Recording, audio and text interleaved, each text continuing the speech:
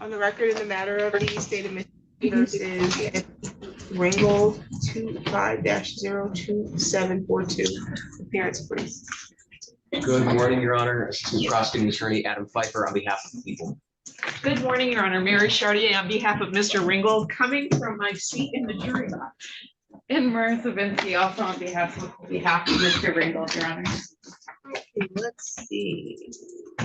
Mr. Ringgold was supposed to have a exam today for CSC first degree home invasion, imprisonment and assault, and domestic violence was accompanying those charges.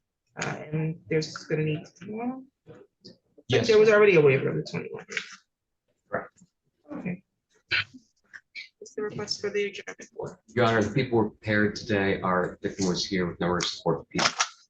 She had a medical emergency. Ambulance had to be called downstairs. Well, I don't think know I if saw she's, that. I saw it. I don't know if she's going with the ambulance, but I believe her family is taking her to the hospital. In full disclosure, she wanted to try and still testify. I'm in good conscience. I couldn't have her do that today.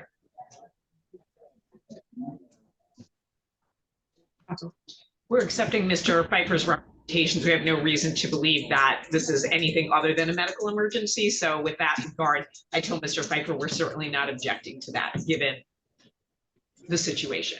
I did, when I called in, I did see an ambulance outside, so I assumed it was for the jail, but must not have been. Okay, so we have already adjourned the timelines. We don't need to address that. I can just get you the court date. Thank you, Your Honor. January 8th, and it's January 8th work. That should work for the people. So I believe, so we are going to be in Marquette on a case. Okay, we can get you another date with, because the week after that open for us now. So I think that will probably go, let's see. Do you think the 22nd or so? Do you think we should be done by then? Yeah. Okay. Well, So the next, our next. 29th with the next available. So I think we start we start on the 27th, a murder trial that is expected to go for about 2.5 to 3 months. So we do have some Mondays off. I don't know if the court does exams on Mondays, We but could, okay. because we're on a city next year, right? What are we on right now? Yeah. Okay, yeah, we're on city ordinance, so we can put it on. We'll be living in Lenawee County. In the winter. I know. I actually like Marquette in the winter, so I don't mind. I do, I've been there. I think It's better if you don't have to travel, that's for Yeah. sure. I've been there in the winter months. In the summer. Can you do the 5th of January? Let's see, I believe so.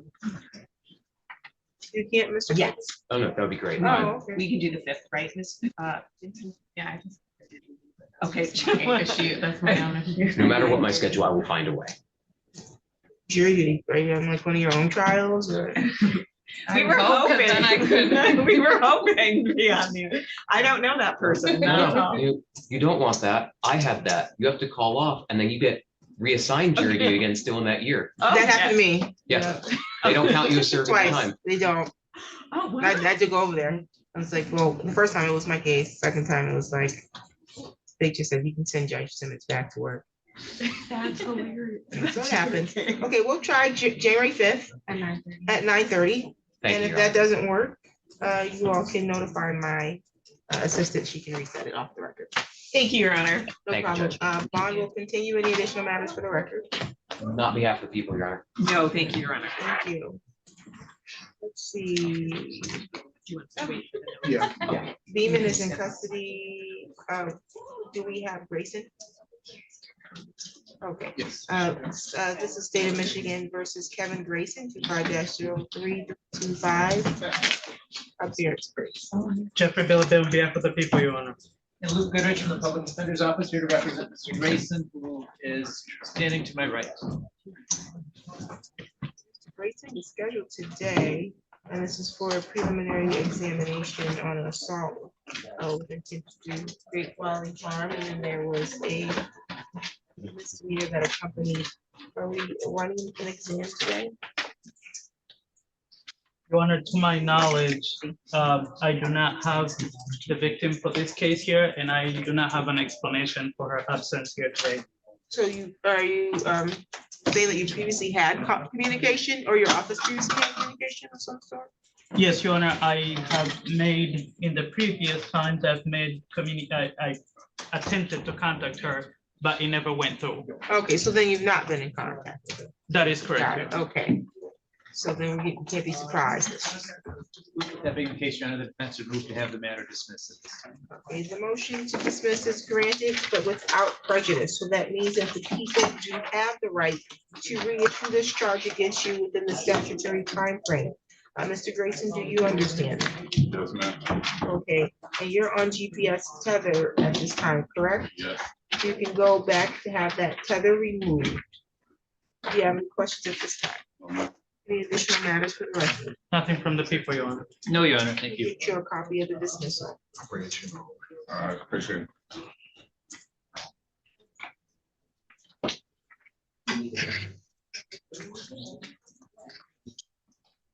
Let us see what we have here. So it's running Beeman, that's correct. Yes. That is correct, Your Honor. And what about John Lucas? Actually, Judge, I'm here on that. My understanding is that there's an issue with witnesses. So I think people are going to be requesting an adjournment. Okay. He's in custody He also. can be brought up. Lucas. And then let's see what's going on with Murphy. In the wait. State of Michigan versus Muhammad Murphy. It says 25-03138. Appearance, please. Jeffrey Philippe on behalf of the. And Luke Goodrich from the Public Defender's Office here to represent Mr. Murphy, who is appearing over Zoom today from LEAF, which is a group in Washtenaw County that assists essentially the homeless population and people in those type of needs. Okay. What was it? APAG Azell? She was here. Oh, She said she was okay. covering her. Got it, okay. But you've put your appearance on the record, but we're not proceeding on this for an exam, is that correct? So, Your Honor, if I may, and having spoke with Mrs. Elk, the prosecution doesn't have any witnesses here today. Mr. Murphy was supposed to get a ride through the CMH of Washtenaw County. That apparently fell through.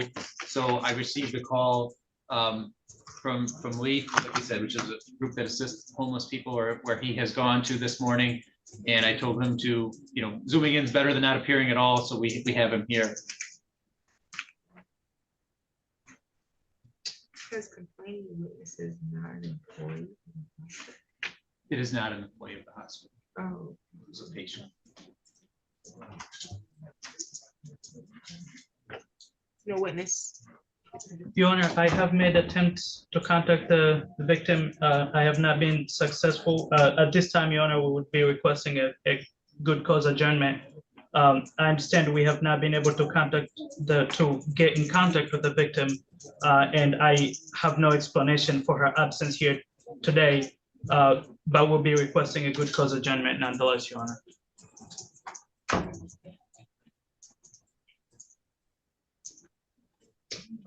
I'm sorry. You have some contact information for this victim? Say again, Your You Honor. have some contact with this victim? I have attempted to contact her, but I have not been successful, Your Honor. Okay, and so you think adjourning is going to create new avenues of contact? That is correct, Your Honor. Why is that? We are going to get in contact with the police officers who investigated this case, which includes visiting her last known address and see if she can be made to appear, Your Honor. If the officers aren't here today? There's so many officers, Your Honor, if you could give me a chance to go Oh, double yeah, tell them check. to come in here and let's see if why they don't know where this person is.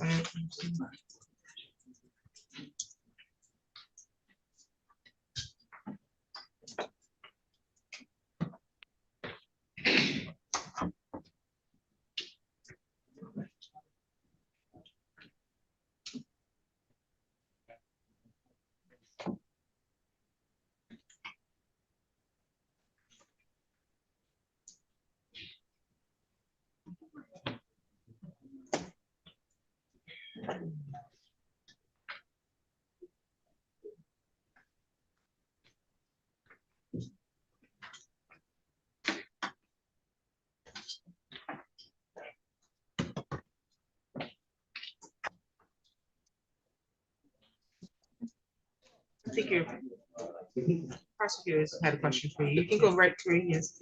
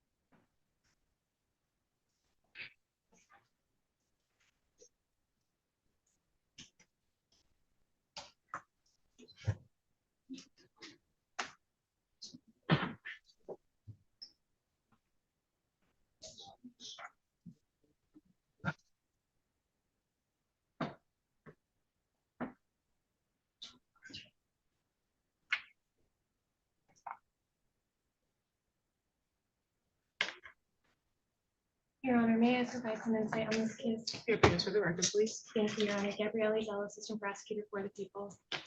Your Honor, I was helping Mr. Billabay with this case today. It's come to our attention that the complaining witness in this case, the alleged victim, is in a psych ward right now and will not be released without a court order due to the fact that she may be a threat to herself and others.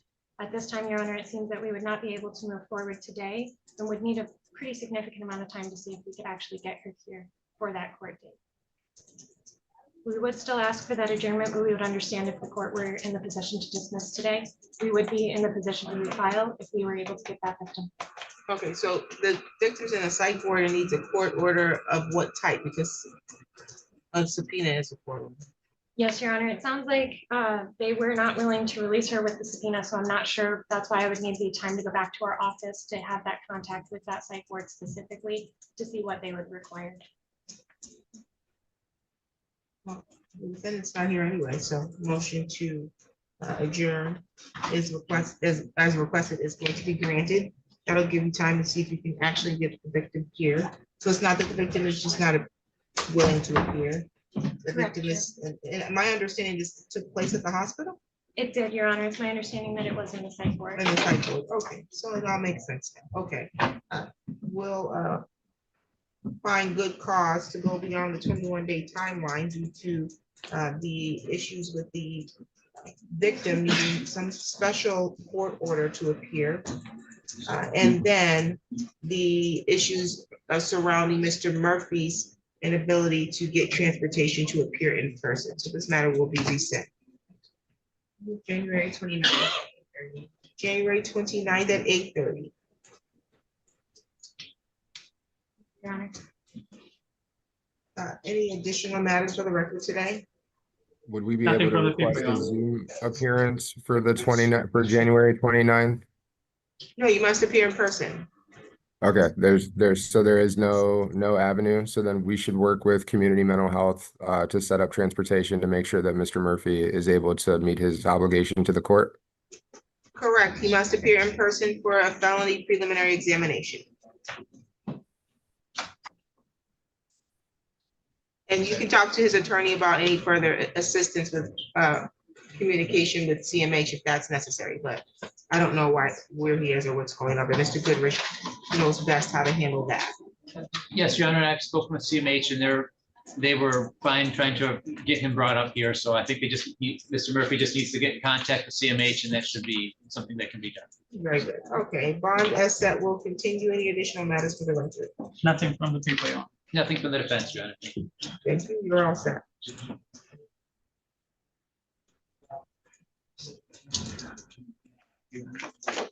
Trevino is also one of my clients is going to have a very short hearing where we're going to be requesting. We're on the record of the matter of the state of Michigan versus Nicholas Trevino, 25-03348, appearance. Thank you, Your Honor. Gabrielle Zell, Assistant Prosecutor for the People. Attorney Luke Goodrich from the Public Defender's Office here to represent Mr. Trevino, who's standing to my right. Mr. Trevino was scheduled for a preliminary examination on possession, by prohibited persons. And then weapons carrying concealed in a felony firearm. How are we proceeding? Your Honor, at this time, the defense is requesting adjournment in this matter. I've spoken with Mr. Trevino this morning. Apparently, he has family who's friends with Jamie White, and it's my understanding that he's scheduled an appointment to meet with Mr. White at noon to hire him today to represent him on this case. So I would ask the court to reset the preliminary exam at this matter. He's certainly willing to waive his 21 days to get that adjournment accomplished, but he would like to hire Jamie White. Okay, that's correct, sir? Yes, Your Honor. Oh, sorry.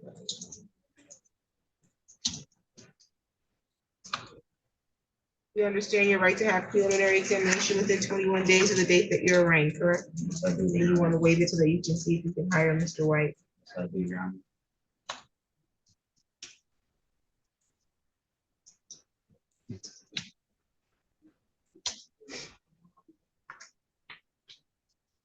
January 8th at 9. January 8th at 9 a.m. If you do hire Mr. White and that date does not work for him, it's his responsibility to file with the court to request, have that reset, okay? Okay, Your Honor. Do you have any questions? No, I do not. Any additional matters for the record? Not for the people, thank you. No, Your Honor, thank you. You're all set.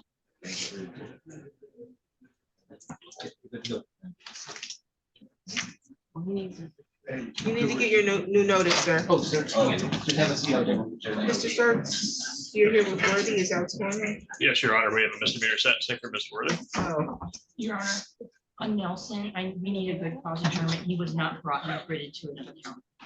oh, I see, he's in Joseph. St. Joseph. St. Joseph. You have witnesses here? I'm not sure. Look,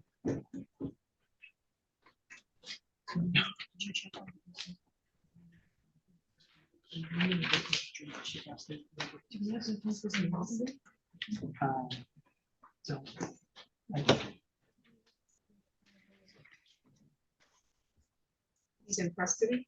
He's in our custody, Oh, but that's for some correct. reason he was written to St. Joseph. and he's not here. He's got 2 hours of sleep, okay, you just finished all of that, okay, so he's in St. Joseph's, we need him here, we don't know if we have a witness here, is that correct? No, She was looking. we're just looking real quick, Your Honor.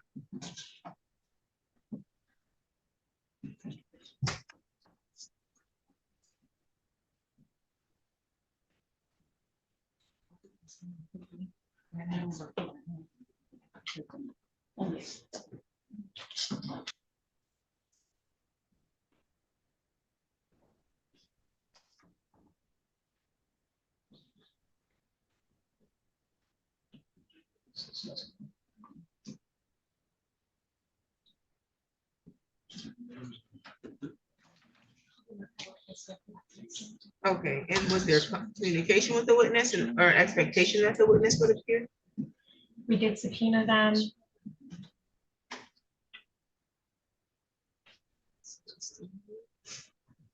It appears that the communication that we've had with the alleged victim has been successful, but they have indicated that they do not want to move forward with the case. Robert, if you would allow a motion to dismiss then, if they're ready and we just simply don't have our client. Motion is granted Thank you. without prejudice. She's indicated that she doesn't want to proceed, so.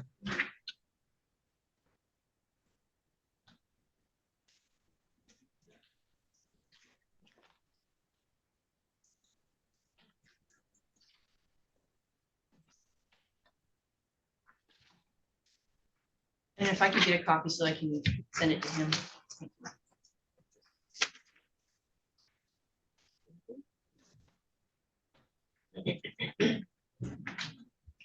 Okay, I can't remember, is that Lucas? yes, ma'am. Yes. Okay, State of Michigan versus John Richard Lucas, 2-2781, appearance, please. Your Honor, good morning. Gabrielle Bell, Assistant Prosecutor for the people. Thank you. Good morning, Your Honor. Robert Palmer, the Public Defender's Office, on behalf of Mr. John Lucas, the gentleman who's standing to my right.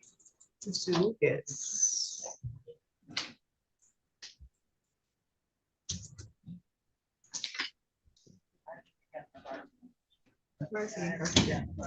I can address the judge. When we were here last time, the court remanded him to not remanded into jail, but remanded him for the purposes of obtaining a GPS tether. He got to the jail, and my understanding is that he was then advised that he had a child support hold. And so he's now in custody on a child support hold. He's got an anticipated release date of December 17th. Did you want me to convert the bond so we can accrue time on this? I'm sorry, I couldn't. Did you want me to convert the bond so he can accrue time? He has PR on here.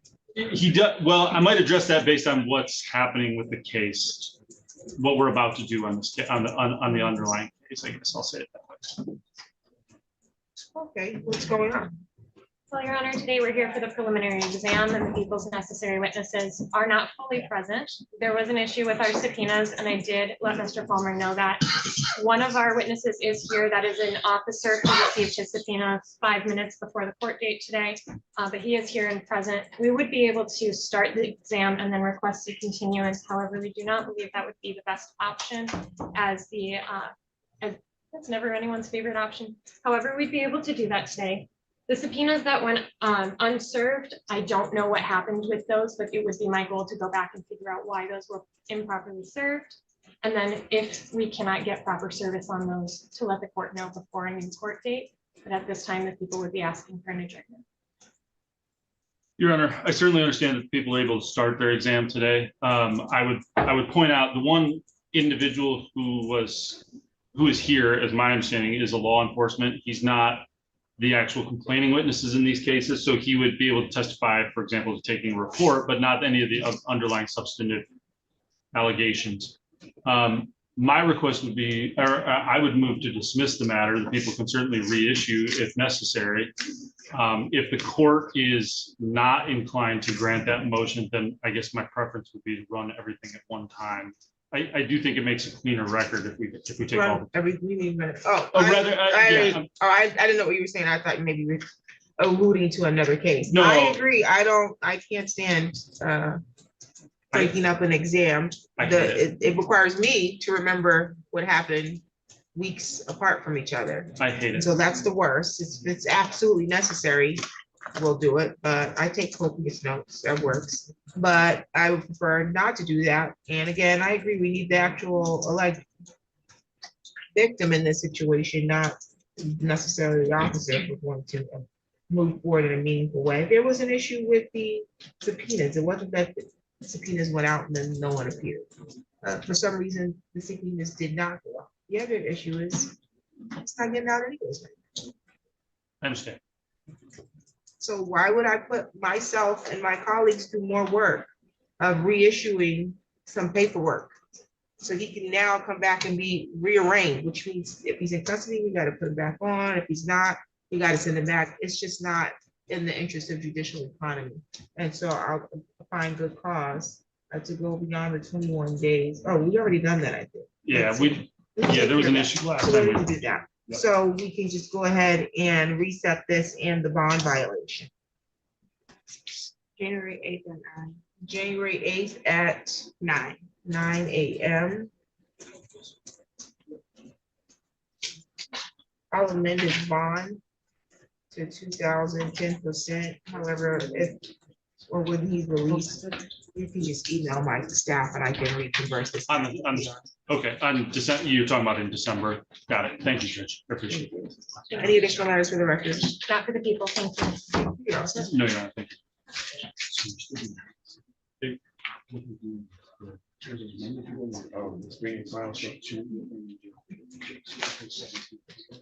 Mr. Starks has someone that needs to be sent this, or they're in custody? He's on file. Yes, Oh, he's Your on Honor. polygraph. Okay. Good job, my colleague. Okay, and then what's Your going new on court with date. Anderson? Your Honor, once I get done with Mr. Worthy, I will talk to Mr. Anderson. We are scheduled to run his exam. It's my understanding the officers are here, but I understand his 2 co-defendants are also waiving, so He might want, you don't know. he might want to potentially waive. I'll Got it. talk Okay, to so him you once. need time to do that. Yeah. Okay, and then what's going on with, I haven't seen Mr. Mr. Silverthorne's right there. What's going on with Gaines? I think we're gonna resolve it, but. We're working on, Case I wasn't aware of. yeah, he apparently had an additional case that he was appearing improper. And Mr. Silverthorne was only assigned to 2 of them. But we have 3 cases of him here Well, that's today. not good. Okay. I'll probably have to go talk to him because I had it worked out. sounds good. It's in flex, but it won't be in flex very I just long. wanted to make sure I didn't need to bring him up next. We'll bring up Beaman. And then we'll do Mr. Sart. Mr. Sart's had, I'm sorry, somebody was in custody on here, correct? Or- Yes, or Mr. Tonga? Worthy, yes, Your Honor. Okay, State of Michigan versus Rayshawn Worthy, 25-02387, appearance please. Jeffrey Billabay on behalf of the people, Your Honor. Good morning, Your Honor. Jacob Sarge, the fourth Assistant Public Defender, appearing on behalf of Mr. Worthy. Mr. Worthy is appearing by Polycom from the Ingham County Jail. Mr. Worthy, can you hear us? He was saying, yes, Your Honor. Unfortunately, if I'm not mistaken, that he might be muted. You're not muted. He's not muted. You're not muted. Is there a deputy that can help you adjust the sound in there, Mr. Worthy? We have been having some audio difficulties. with some of the- I can hear you now, I think, Mr. Worthy. Mr. Worthy, can you hear us? Yeah, Okay, we can hear you. Okay, very good. Okay, so I do have a pre-sentence report and recommendation. It was prepared on November 14th. Counsel, did you get a copy of that? Yes, Your Honor. Do we need to make any corrections, updates, or deletions? No, Your Honor. Your Honor, the people have also received the PSI. We do not have any changes, Your Honor. Also, the victim did appear here. However, she did not, she's gone now. She did not wish to make any statement to the court, Your Honor. I'm trying to understand this handwriting here.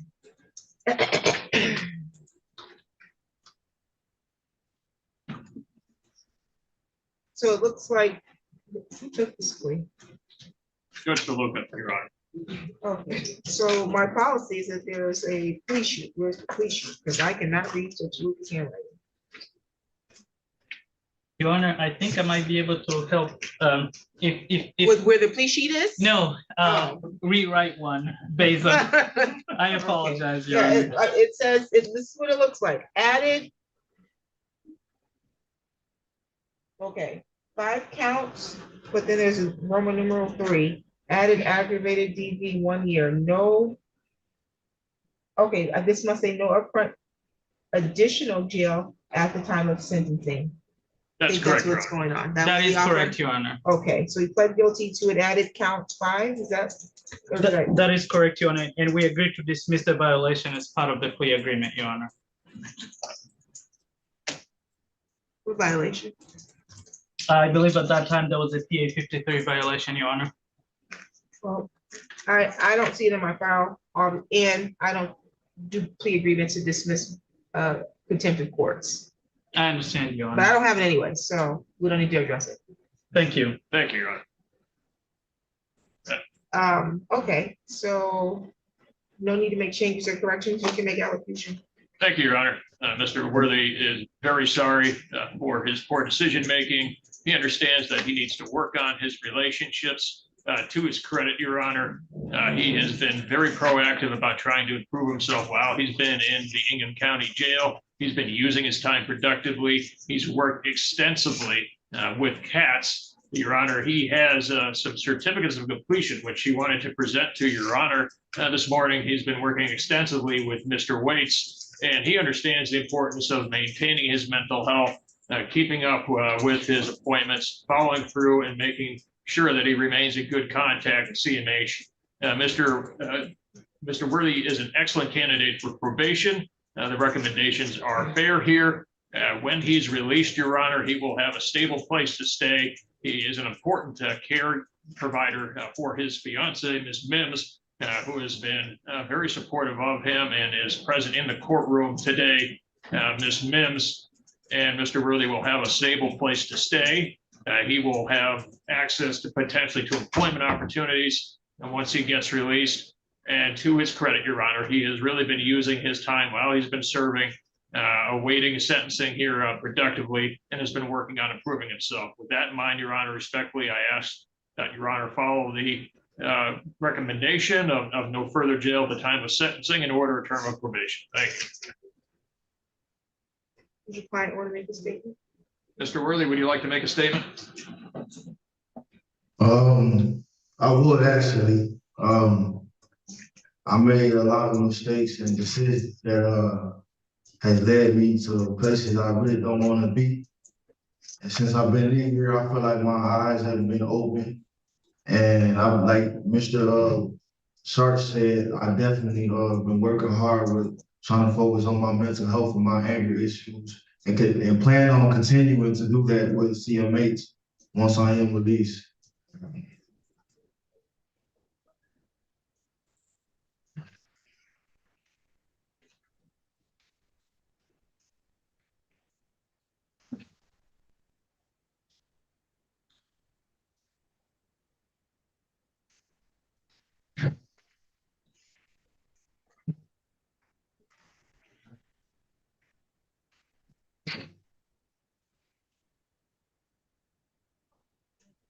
You said that you had the victim here?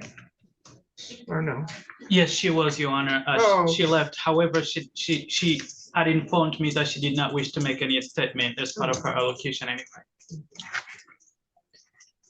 Okay, again, the pre-sentence report is here as well as your prior criminal history, which I will say, Mr. Worthy, it's very concerning. You've had a lot of interaction with the criminal justice system since 2018, and you're relatively young.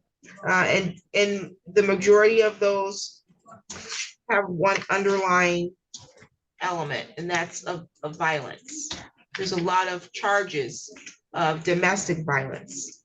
And then now you have a conviction for that. So I can appreciate the fact that you have taken this time while in the custody of the jail to reflect and make some hopefully life-altering, life-correcting changes, because there's no reason why you should be putting your hands on anybody for any reason, unless it's in self-defense. And I don't have anything before me that would indicate that all the times that you've been charged with domestic violence or assault and battery or even assaulting a police officer were because you felt like you were in a threat of some harm and you needed to lawfully defend yourself.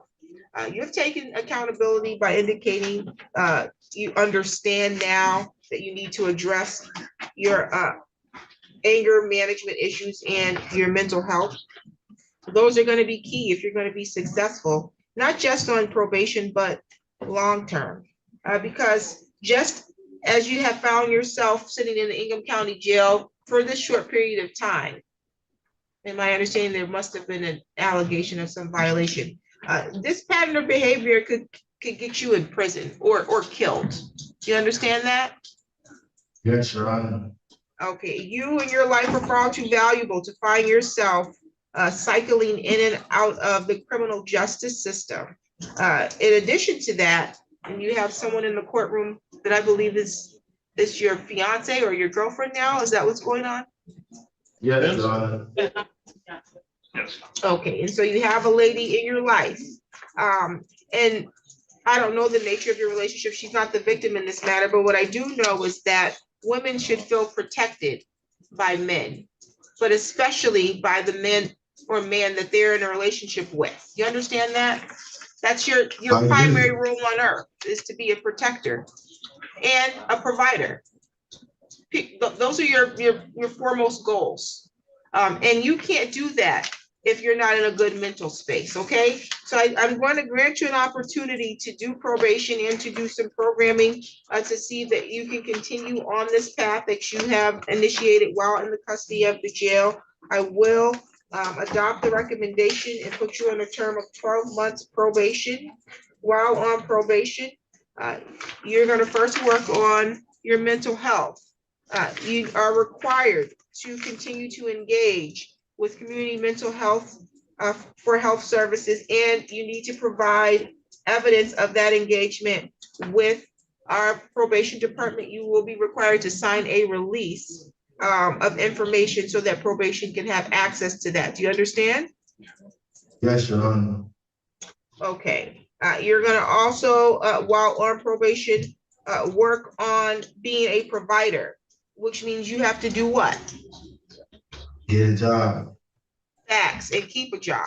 and you're going to be required to provide evidence that you are working to probation. Do you understand that? Yes, Your Honor. I'm gonna continue the no contact order with Desiree Marion. I don't think that should be an issue because you are currently or presently engaged with someone else. So that you're not to have contact directly or indirectly with Desiree Marion. You're not to be anywhere where Miss Marion is. Do you understand that? Yes, Your Honor.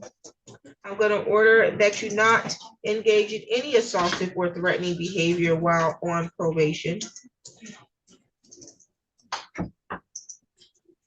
You're not to use, purchase, or possess firearms, ammunition, or a weapon of any kind.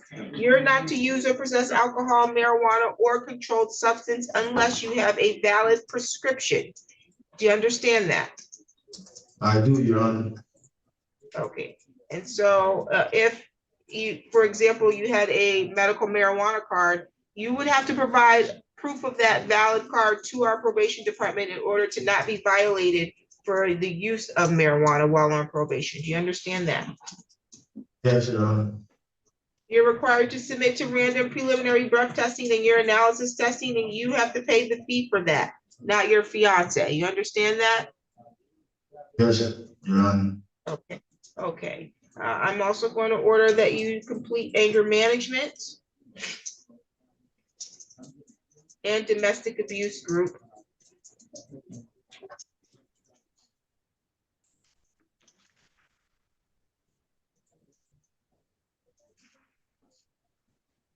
As the fines and costs is a $75 crime victim rights fee that must be assessed. Plus of $75 plus $50 state minimum cost that must be assessed. There's a $30 per month oversight fee for each month of probation. So that's $360. I'm just making sure there's no restitution. I assume now though, correct? No, Your Honor. Okay.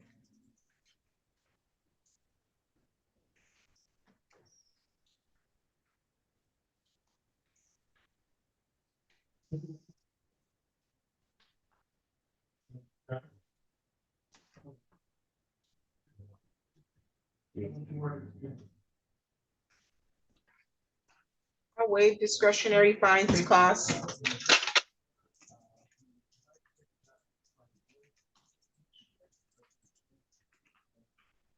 So your total fines and costs, $485. You'll make monthly payments on that and not your fiance. You understand that? Yes, Your Honor. Okay. Do you have any questions about your conditions of probation at this time or about your fines and costs? No, I don't. He's been in custody since August 5th. That should be correct, Your Honor.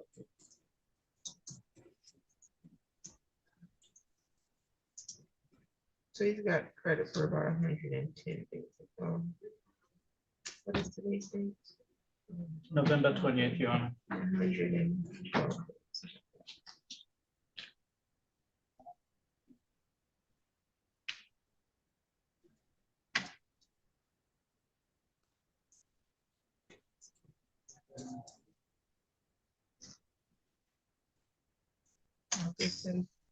In 12 days out of 360. If you're not successful on probation, you'll have to serve the remaining balance, okay?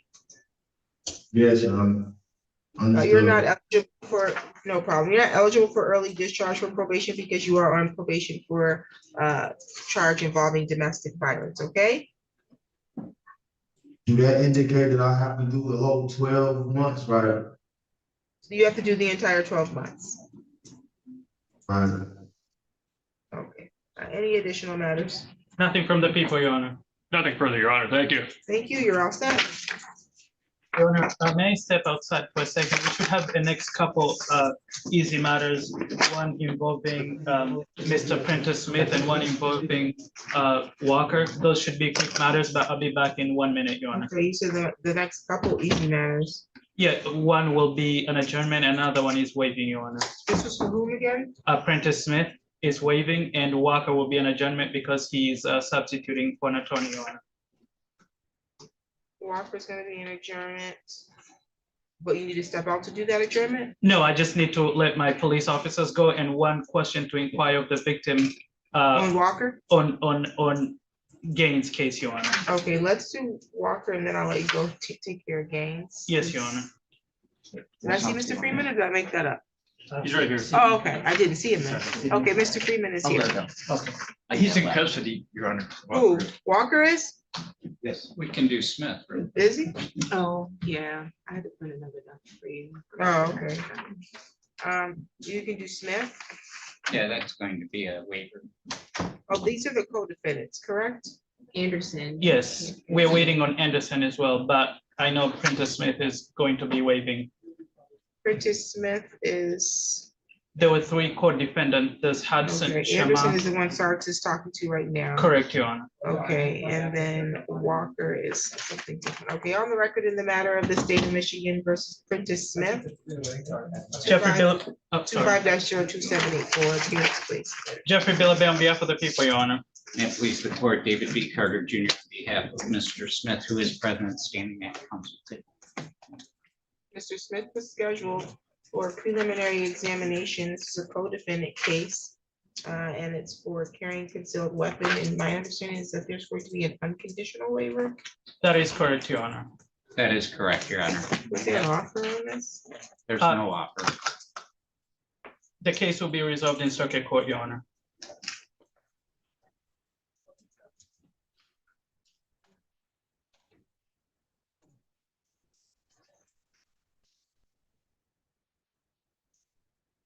People are waiving.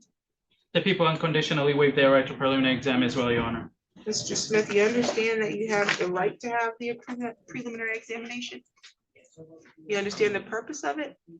Okay, so you are going to waive your right to have the prosecutor establish that they have sufficient probable cause that a felony was committed and sufficient probable cause to charge you as the person who committed the felony? Yes. Is anyone threatening you to do that? Any promises to get you to waive your exam?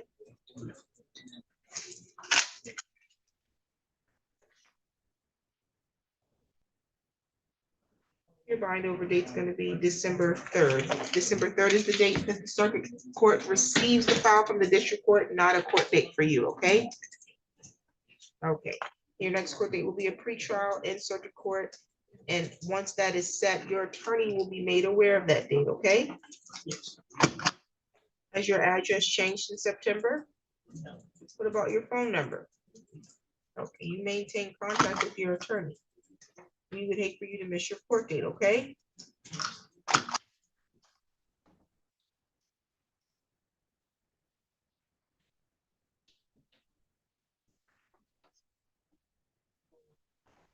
The bond was set at 1,000 cash surety. That will continue. Any additional matters for the record? No, no, Your Honor. No, Your Honor. Thank you. I'll be back, Your Honor. Thank you. Judge, could I ask a quick question? Absolutely. I have a client by the name of Mark Amory. He was arraigned and he was originally supposed to be on today's docket, but my understanding from the arraigning attorney was that he had already been referred for competency in other matters. And so the PCC and preliminary exam dates were taken off. But I would, if it's all right with the court, I would like to just file a competency in my file as well, so that one, we get the copy of the report, but then two, my file is also documented, if that's all right with the court. This is all new to me, so that's fine. Sure. I represented Mr. Amory just about 3 months ago, and he was found not competent, and they ended up running out the time. He fixed the entire, and so he was released and then immediately picked up a new case. Got it. Okay, yeah, absolutely. If you could file that paperwork and I'll get it. Do you want me to file it with you? I brought some, but I can file it the normal course if I may approach. I'm sorry. For this file? For all of his files. Oh, for all of his City files? cases, for his misdemeanors. But I thought this was new, that this. He was supposed to be arraigned. I don't think they were able to arraign him on a couple matters, but yeah. So we have one signed with this case number on it? I believe I did one. We can give Mr. Palmer a copy. And then also apparently he's got I found another felony file in the system that for some reason our office didn't get appointed to, or we didn't. I think our office's fault, to be honest Or with maybe you. he wasn't able to be arraigned because they were struggling to arraign him. Yeah, he can be quite difficult at times. Okay, He's let's quite see. hostile. If we have a copy of this, then I won't sign it. If we It have was one for 3343? No, it's only 3233. That's the one we haven't officially Okay. been assigned to yet. So that, we did one for that, I asked. but not the other. Yeah, it sounds like what he said, that they told him that they just pulled it. Okay. Yeah, and I'm trying to get assigned to the other one that you just referenced, whatever that case number is. I think what happened is on our end, they put the arraignment or they put two cases on the same attorney Oh, okay. request form and we only processed it on that one. Okay. Anyway, thank you, Judge. I Thank you. appreciate You want a copy? it. Sure, I'll take a copy. Yeah, please. Oh, boy, what's going on?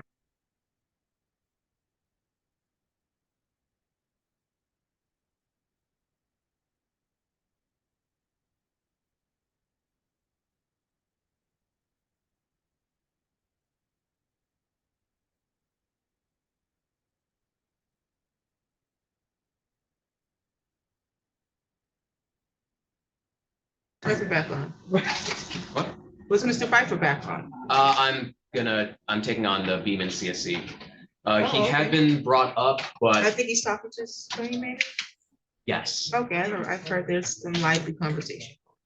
yes, I did my best not to overhear, but lively is probably a good Was description it of it. only three? I think so. Yeah, because it's what the last page was double sided. Oh, I don't think it. You know me, Judge, I often work. Yeah. That's all right. Sorry. I get it.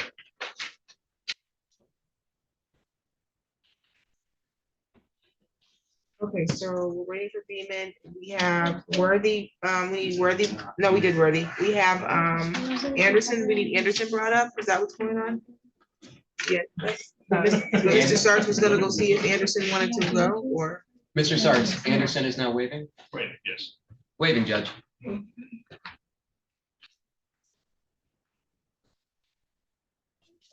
I know I'm covering stuff this afternoon, but I didn't know anything about this morning. Tavion McMiller here? Oh, okay. His attorney is having lively conversation with Beaman. So we need to wait on that. Is it possible for us to get Mr. Anderson brought up? Get Cameron Anderson? Yes, thank you.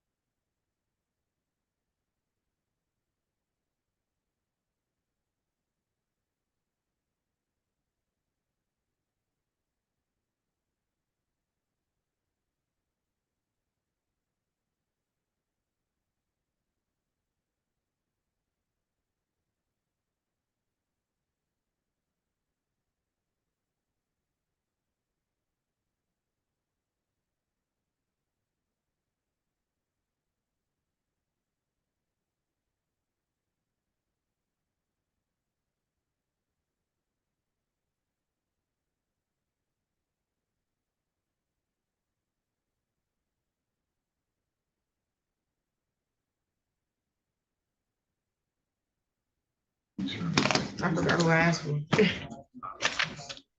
Is that Mr. Starks? Yeah, right there, the table. Okay, that's Anderson. Okay. On the record in the matter of the people of the state of Michigan versus Cameron Anderson, that's 25-02785, appearance, please.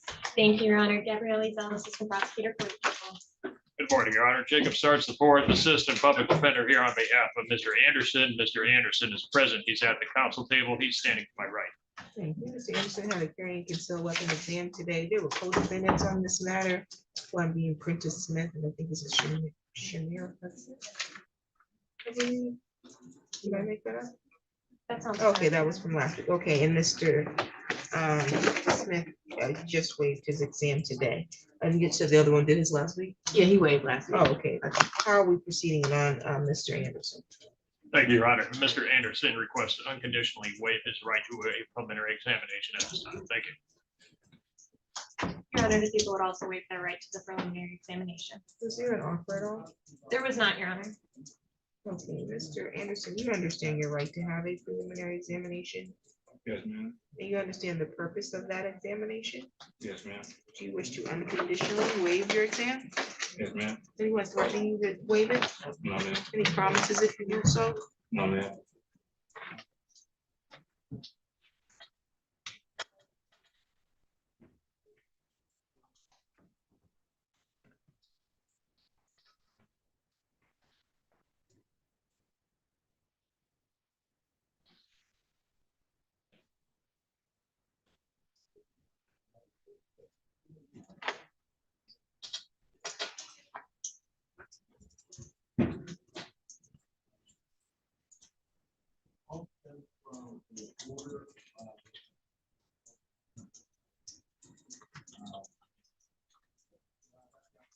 Approach, Your Honor. Yes, thank you. Thank you.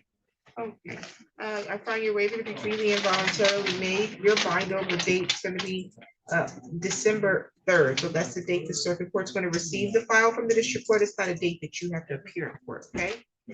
Your next court date is gonna be a pre-trial in circuit court. Mr. Starks will be made aware of that, so you stay in contact with him, okay?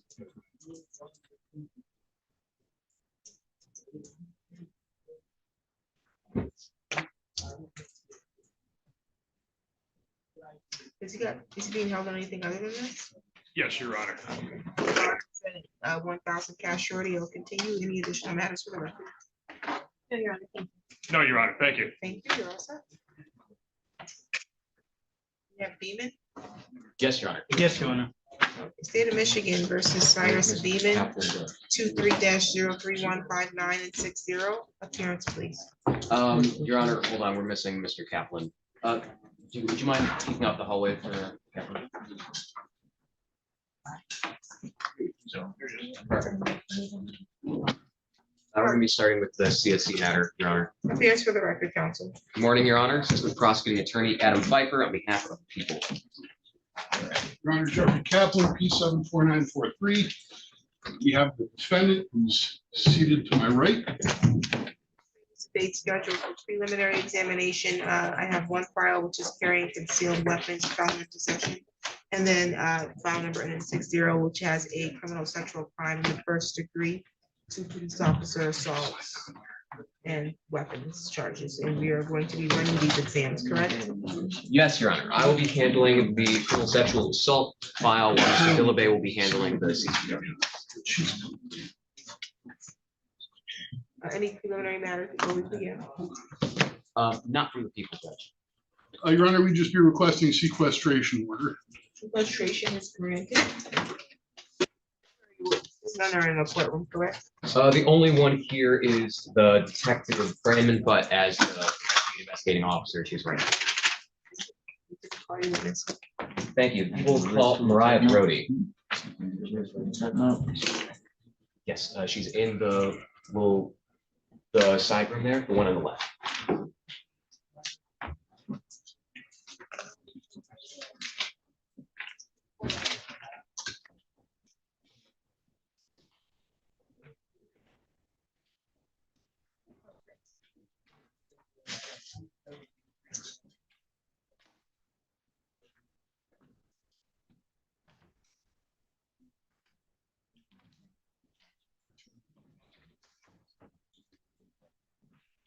Have you raised your right hand? Oh, that's my bad. Turn your phone off. The ringer doesn't turn off, but I can. I'm sorry? Yeah. Your phone is off. Okay. Do you solemnly swear or affirm the testimony you're going to give is the truth and the whole truth under the penalty of perjury? You can have a seat there, ma'am. There's a microphone that's in front of you. The lady behind you is the court reporter. She needs to take down everything being stated in the courtroom. So all of your responses must be verbal. It must be loud and clear, okay? Okay. If there's a yes or no question, you need to respond in the yes or no form. You can't do mhm and uh-huhs because we can't write that accurately into the record.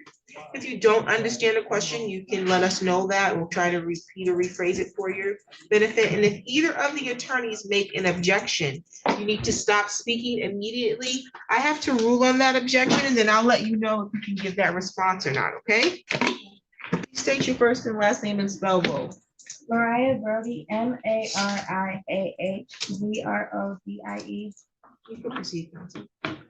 Morning, Mariah. Good morning. On November 4th of this year, 2025, were you living at 3602 West Miller Road, apartment C? Yes. Now, is that in Lansing? Yes. Is that in Ingham County? Yes. And on that day, was there anyone else in your apartment with you? Yes. And who was that person? My boyfriend, his friend, and Cyrus. Now, what's Cyrus's last name? I'm not sure. I didn't know until court. That is okay. Do you see Cyrus here in the courtroom today? Yes, he's on my left. And could you describe something he's wearing that other people around him aren't wearing? A blue jumpsuit. If the record could reflect that she's identified the defendant. Any objection to identification? If she could just repeat her answer, Your Honor, I didn't hear that. He said a blue Yes, I see jumpsuit. him. He's sitting on my left. He said he's wearing a blue jumpsuit. Thank you. You're welcome. Now, at some point into that night, do the other people apart from you and Cyrus end up leaving? Yes.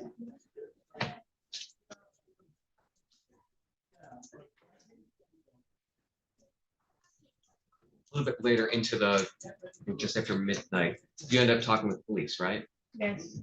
And you talk to them about something happened between you and Cyrus. Yes. What happened with Cyrus then? All I remember was we were intoxicated and I didn't have no clothes on. And I just remember the police knocking on my door. And I opened it and I didn't have no clothes on and they took me to the hospital. At some point, did Cyrus put his hands on you? I remember light touching in the vaginal area and that's it. Honestly, and whispering in my ear, but I don't really remember much else. I was intoxicated. That's okay. What do you mean by light touching? I apologize that I have to. Caressing, I don't like groping, and only one time was the police in the vaginal area. That was it. Now, was this something that you wanted to happen? No. Did you tell him you didn't want this to happen? I don't remember because I was intoxicated. Did you ask him to do this to you? No. At some point during this night, did you see a firearm? Yes. And where did you see that firearm? In the living room. Who had that firearm? Cyrus.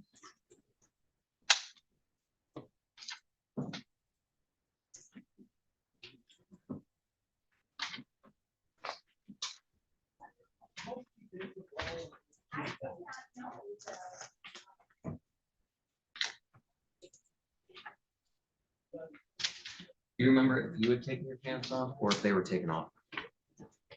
I can't remember.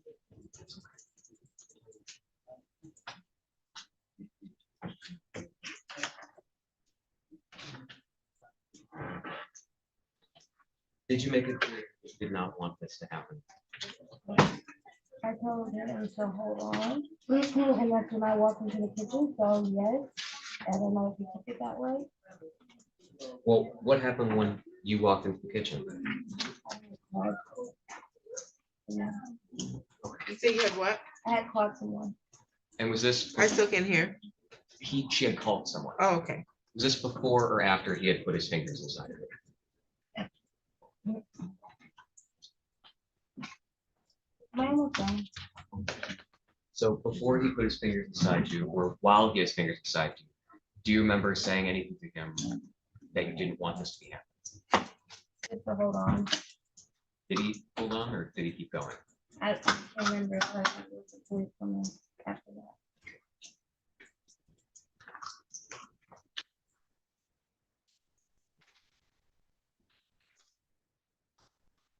You have a problem with being quiet?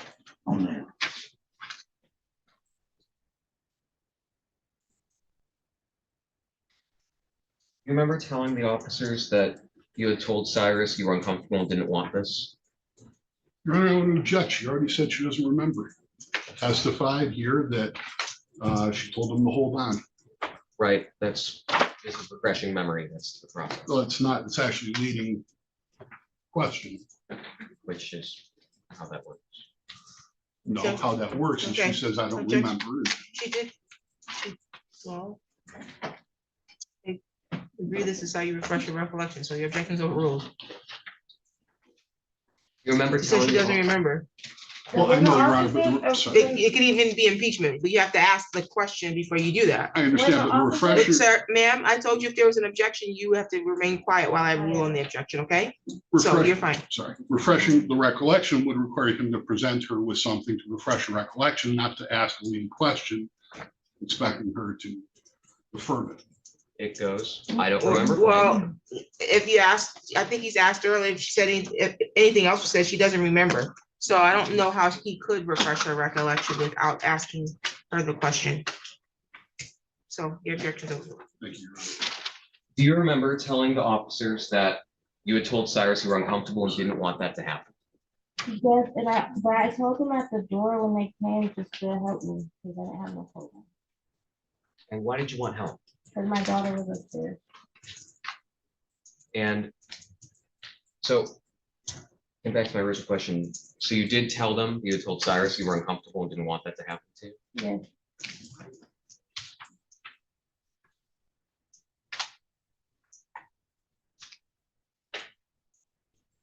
So to be clear, when you were in the kitchen, you didn't call police, you called someone else for help, right?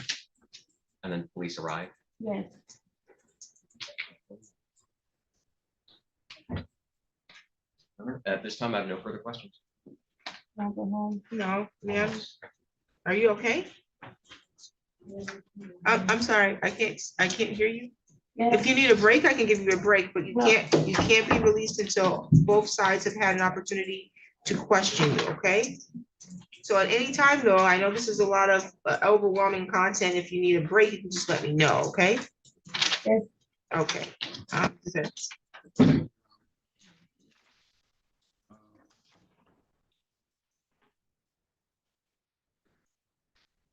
Miss Brew. At what time, do you remember when you started drinking that day? It was early in the day. Do you have an approximate time, you know? 3 o'clock. I don't want you to guess. I know it was like 12 o'clock. It was early in the day. Okay. We were hanging by- out all day. Okay, and by the time this happened, do you remember about when the police knocked on your door? If you don't No. remember, that's fine. Okay, so you don't remember when they knocked on your door.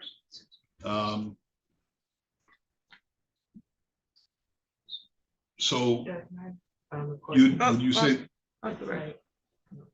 We're having an issue with the recorder, just kidding. okay, sure. I don't, yeah, probably, because if you're off the beer.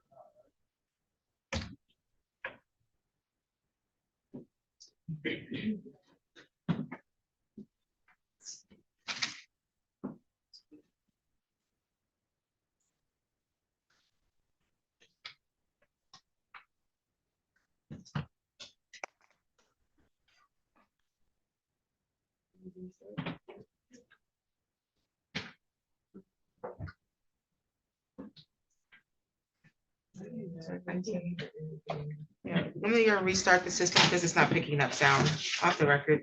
Ma'am, you can take a break at this time if you'd like, so we can reset the system. Did you want to stay here or did you want to step out and get something to drink?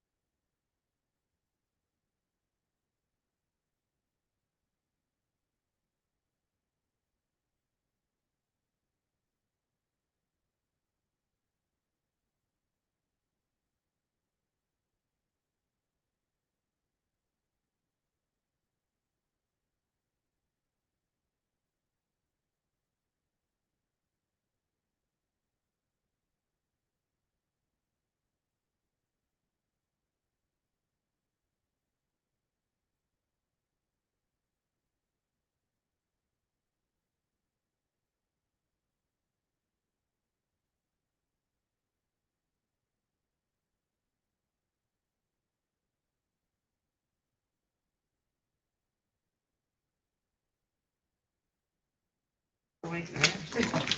Hi, Mr. Pete, how are you?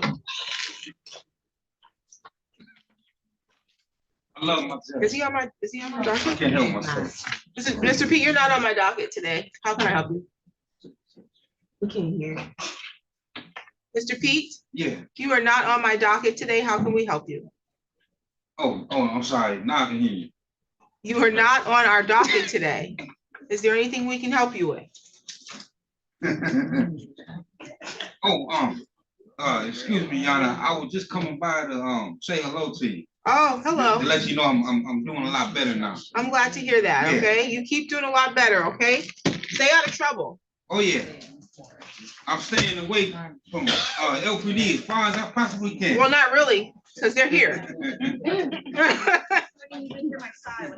I did, I heard it. Some of them are in plain clothes today. Yeah. Okay, so, but it's not about you staying away from LPD.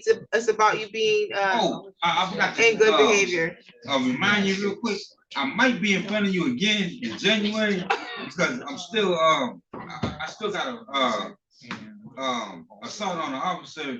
Okay, let me start. Okay, sounds good. We will see you then. Okay, sir. And I'm innocent. Jesus. Okay, all right. We will note that. I am innocent. All right, you talk to your attorney, sir. Power to the people. I got my Black Panther jacket on. Wonderful. Thank you. Power to the people. I'm gonna buy you lunch one day. You're never gonna buy me lunch, just so we're clear, okay? Power to the people, brother. Thank you. Oh man.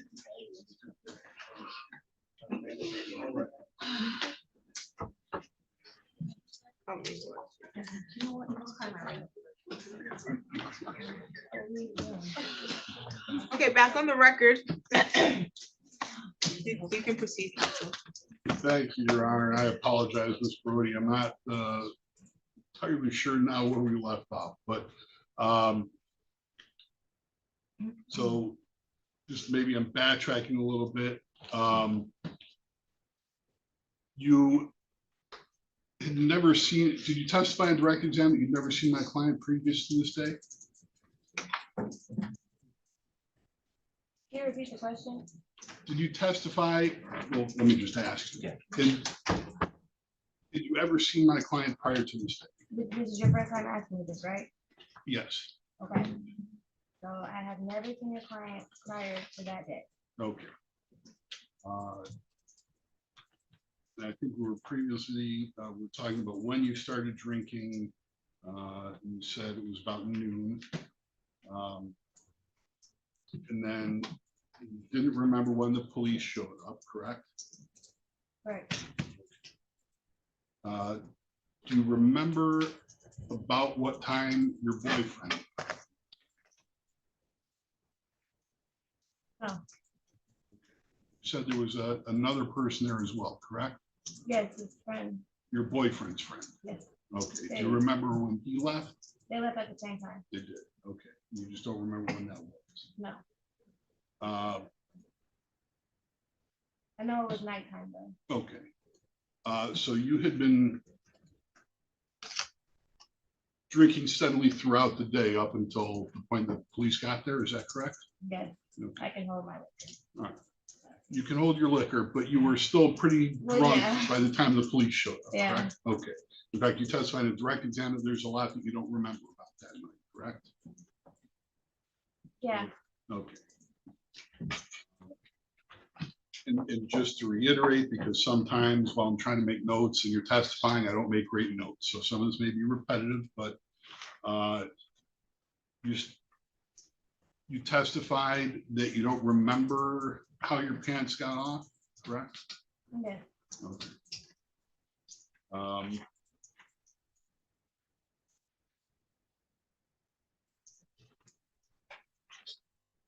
You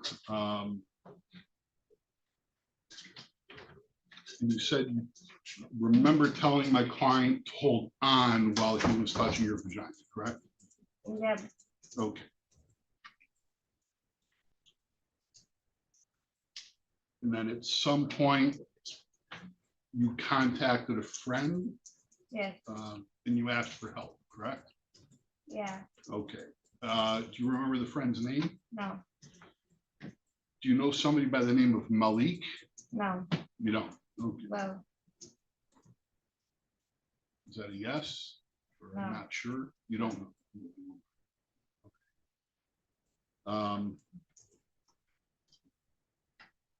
So do you remember if you spoke to somebody or texted them or communicated with them by some other means? Or are you not yes, sure? I sent a text message and I was on. The next thing you know, all I can remember is that the police showed up. Okay. You remember what that text message said?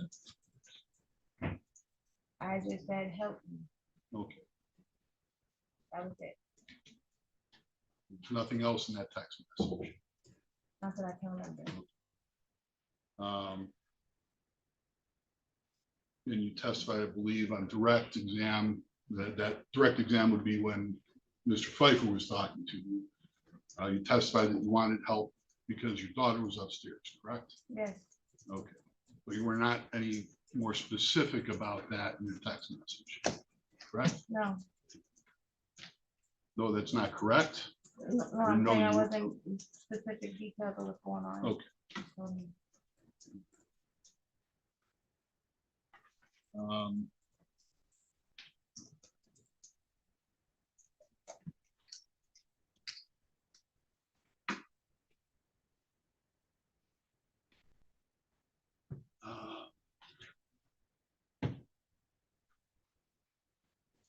You know, if there was, so when you were drinking throughout the day, were you all drinking from the same? Yes, Okay, so there was a bottle that you were sharing, is that it? yes, Okay, Well, can you finish the question? You said the same what? I don't know if it's the same bottle, if the same cup.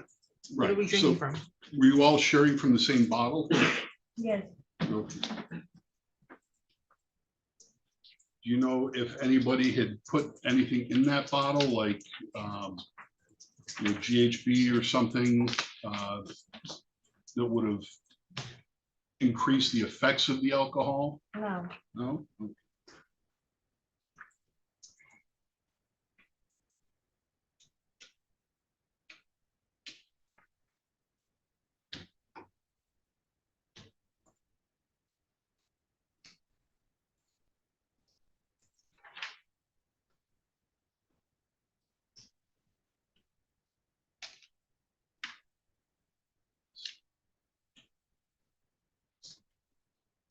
That's all I have. Well, actually, just a second.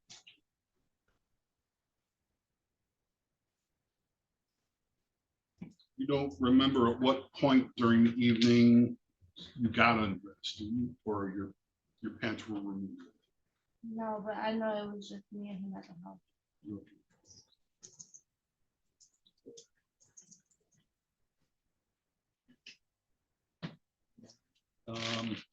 That's all I have. Thank you.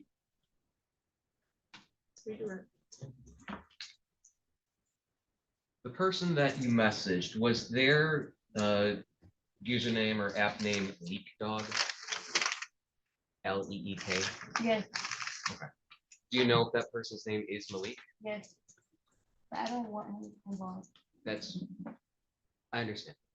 I- In those messages, did you refer to what was happening to you as rape? I intensified it just for help. But yes, So the message, yes. yes. you said Yes, you were said being yes. raped. Okay.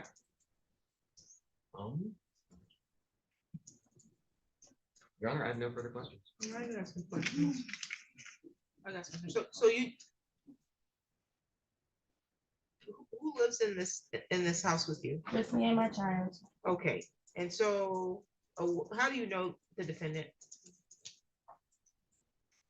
From a friend. I was on the phone with her and I told her he was outside and she wanted to talk to him. You know the defendant from a mutual friend is what you're saying? Yes, Okay, so on the date of the incident, was the mutual friend at your house? yes, but she Okay. left. Okay, and so why is it that Mr. Beeman did not leave when the other people, including your He boyfriend, left? should've. I don't know why. He should have. You asked him to leave at all? No, because I want to continue drinking. But I honestly, he should have left with his friend, because he didn't have no reason to be with me and my people. Okay, but this is your apartment, correct? Yeah, but we were. So, no, but you don't, We were at a you, different- ma'am, you have to answer the questions and only answer the questions that are asked. This Okay. is your apartment, correct? Yeah. Okay, and so you had people over, correct? Yes. And so when you were ready, or when other people left, did you ever ask Mr. Beeman to leave? He said he didn't have nowhere to go, and I told him he could wait for a ride. Okay, so you allowed him to stay so that he can wait for a ride. My other question was, you mentioned that you saw a gun with Mr. Beeman with a gun that day, but there Yes. was no context as to when or how you saw the gun. No, he pulled it out on the couch when my boyfriend and his friend were packing up their stuff to leave. Oh, okay, so not during this incident did you see the gun? Is that what you're saying? Yes.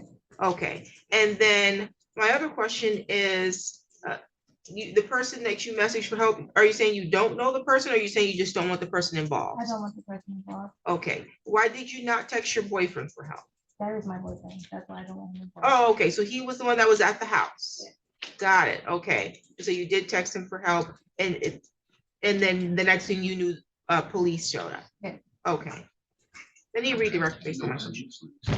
Very briefly. So he pulled the gun out on the couch, right? Is that a yes? Yes. And then this incident happened on the couch? No, I remember sitting on the floor, and that was it after that. The floor in the living room? Yeah. Okay, We were in the living room. Yeah. so nearby the couch Yeah. where the gun was. I'm not sure if it, I'm not sure if it was, it probably was sitting on the couch. Okay. Nothing further. Any redirect based on my questions, Mr. Captain? Yeah, I think I have just a few, Your Honor. Just give me one moment here.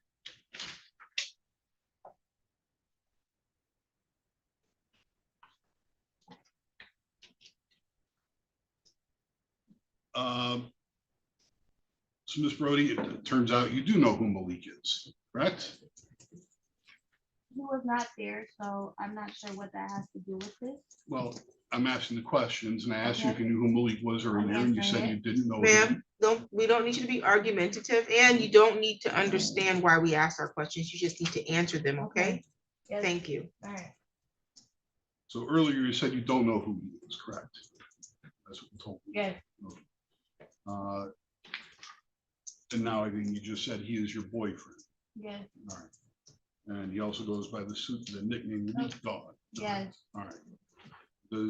What's his last name? I don't know. I'm not getting that information. Well, you're asked that information. and He's a witness to what happened. Well, let me so- stop you. Let me stop you, because you took an oath to tell the truth under the penalty of perjury. So to say you don't know, or that is not the same as saying you don't want to tell that information, okay? So you can't say I don't know, and then later be found out that you did know, because then you could be subject to perjury, okay? Okay. So be careful how you answer, okay? Okay, you can re-ask your question, Council. Thank you, Your Honor. What is Malik's last name?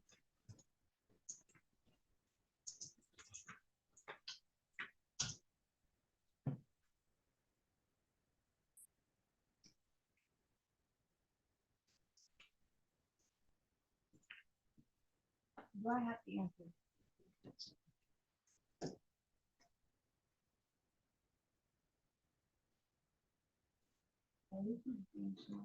Like honestly, it's Garrett, but okay.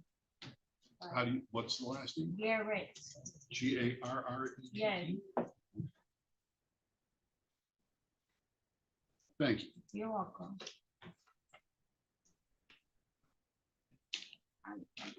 So, I'm the only person in the house. Just because you Ma'am, want- there's no question, okay?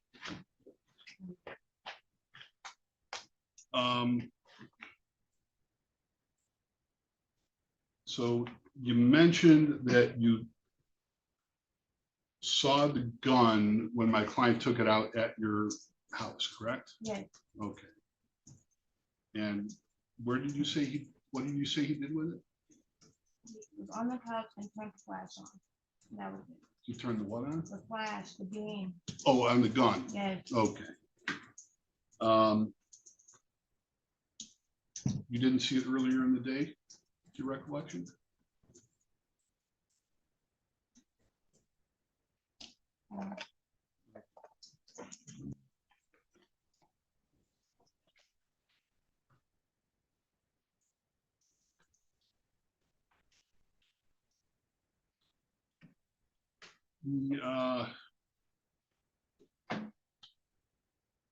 So I want to go back a little bit to when your boyfriend and the other friend left. Do you know the other friend's name?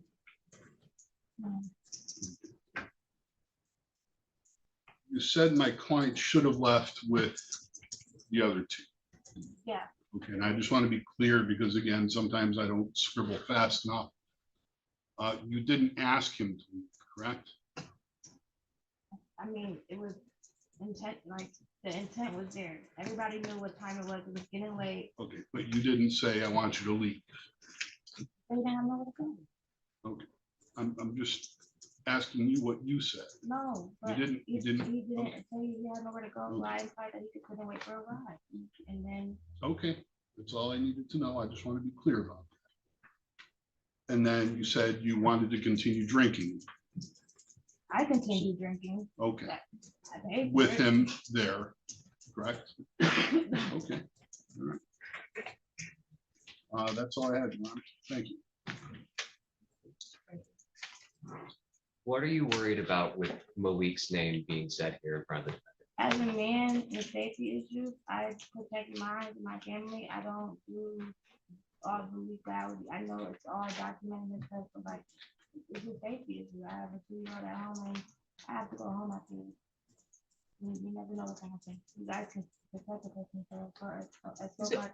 You say I couldn't hear what her response is. Okay, just to simplify, it's just for safety reasons. I just safety. Are you concerned for your safety because of the defendant? Yes. Nothing further. For instance, she didn't want to say his name because she's worried about his safety. Yeah, because ma'am, your responses, I think your hand or your hood is over your face, but your responses are really for me. I'm supposed to hear that, and not for anybody else, they're for me. So I struggle to hear what you were saying. So your concern is for your safety and your child's safety. But, and your understanding prior to today is that the defendant didn't know your boyfriend? No, you have to say it verbally. No, He didn't know his name? no, but my leasing office contacted me with some information. That's why I said, I don't know. And your at least information about this case? Not this case, but some pertaining that he lives in the area that I didn't know. Oh, about the defendant? Yeah. Oh, okay, but the defendant is currently in custody with $100,000 cash surety bond. I believe there was GPS tether ordered and victim notification, meaning you would be notified if he was within a certain amount of feet of you. And that doesn't make you feel any safer? Yes, I can. Yes, I was saying. Okay. Any other questions? None, Your Honor. Okay, may this witness be excused? She may. Thank you, ma'am. You may be excused. I will call you after. Okay? Yeah, you don't gotta be in the building anymore.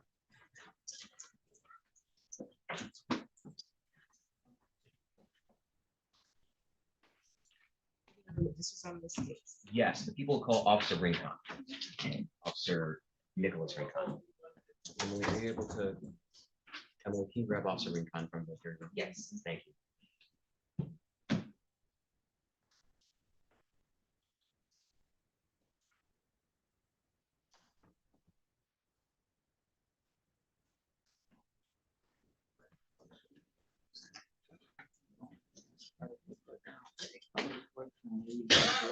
Why?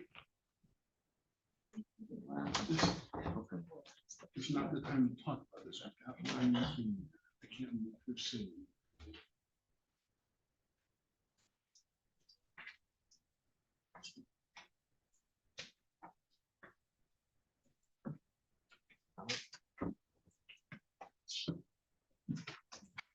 Do you solemnly swear or affirm the testimony you're going to give us the truth and the whole truth under penalty of perjury? I do. You can be seated.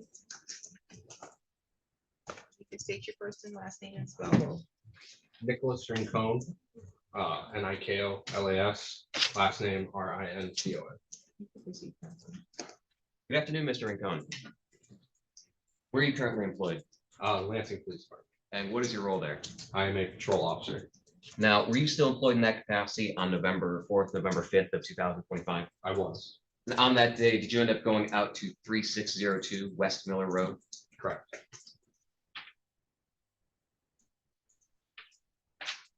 And why did you end up going out there? What was the reason that you were dispatched? I was dispatched to that apartment for a possible sexual assault in progress, with a firearm involved. Now, once there, did you end up making contact with a Cyrus Beeman? I did. Do you see the individual here today? I did. Could you please point out where he's sitting, maybe something he's wearing that differentiates him from people around him? He's wearing this blue top with the white undershirt. The record could reflect this witness has identified the defendant. Objection. Identifications noted. What can you tell us about your contact with that individual? With Mr. Beeman? Yes. When I made entry into the apartment, I observed Mr. Beeman sitting on the couch in the living room. He was in his underwear.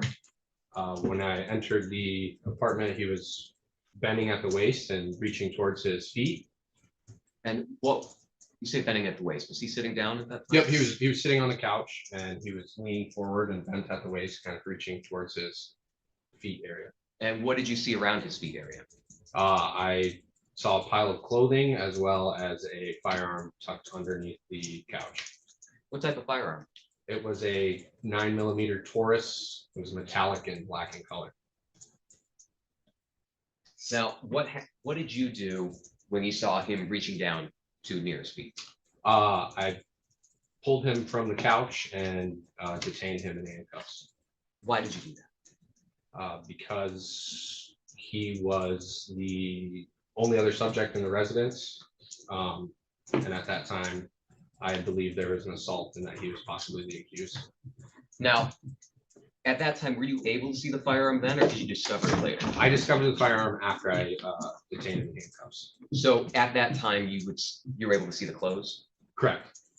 So what did you do after you put him in handcuffs? I walked him out and secured him in a patrol vehicle, gave him to another officer, and then I came back in to the residence to process what I saw. So what do you mean by process? What did you? So I collected the firearm as well as his clothing. I took photos of the inside of the apartment where he was sitting. So when did you actually notice there was a firearm there in that spot? After he was handcuffed and I was walking him out of the apartment. Okay, so at that point you were able to see that there was a gun there? Correct. And can you describe, I know we've said on the floor in front of the couch, but can you describe a little bit about where the firearm specifically was? So there's a gap in between the bottom of the couch and the floor. It was tucked under there where I could see the handle of the firearm, or the grip, if you will. So it was right at the front of that there? Correct, yep. Was it easy for you to grab it? Yes.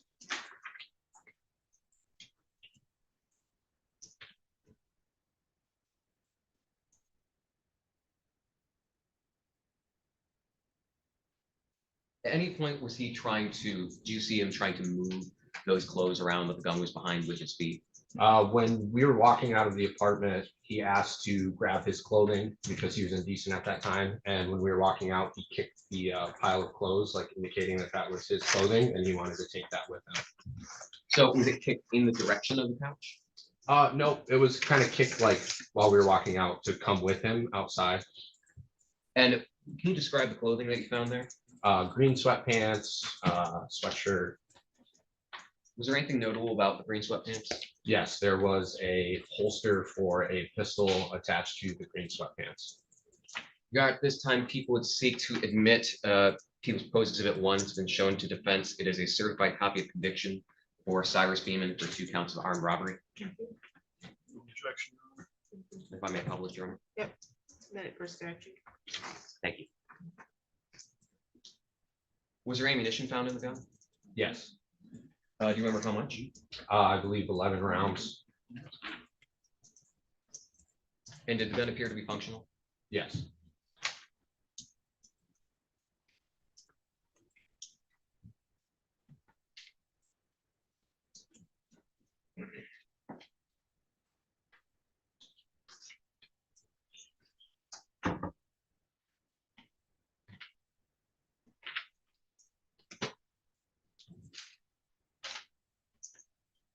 Did you talk at all with Mariah Brody there? I did for initial contact when we approached the apartment and I knocked on the door. How did that interaction go? Miss Brody answered the door. She had it kind of ajar where only her face was showing. She seemed distraught and very visibly upset. And did she say anything to you? Yes, so I asked her to step I'm out of the. object to hearsay, Your Honor. This is purely on effect on the listener. Objections overruled. She mouthed to me, help me, like in a whispered tone. I asked her if there was a man in the apartment with a firearm. She nodded her head yes. And is that when you made the decision to go in? After I asked where he was, she said she signaled with her head that he was behind her. And that at that point, under emergency circumstances, I entered the residence. And what was her state of clothing like once you got inside her place? She did not have pants on. She was just in her undergarments with like, I remember her not having any pants on, just being in her underwear.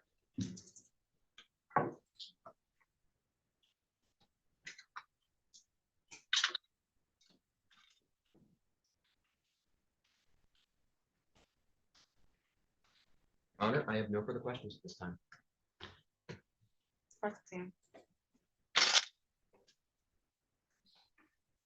Good afternoon, officer. So you found this gun under the couch, this 9mm Taurus, correct? Correct. Did you run the gun through Loon? I did. Do you know who it's registered to? It was registered to a woman out of Clint. Okay. Did you have the weapon fingerprinted at all? I did not. Do you know if anybody did? I do not. You yourself did not, you saw my client reaching, you said you saw, let me be clear and back up a second. You said when you walked in, my client was bent over, reaching down towards his feet, correct? Correct. Okay. His clothes were in that area, correct? Correct. Okay. So you didn't see him with a gun in his hand? I did not. Okay. And when you say he bent over, he was reaching down to his feet, you don't know if he was reaching for his clothes or handling the gun? Correct. Okay.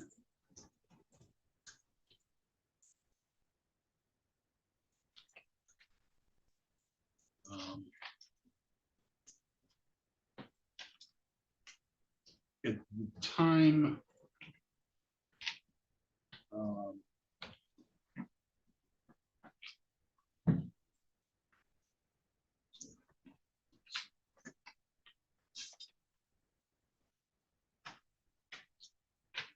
actually, I think that's all I have. Thank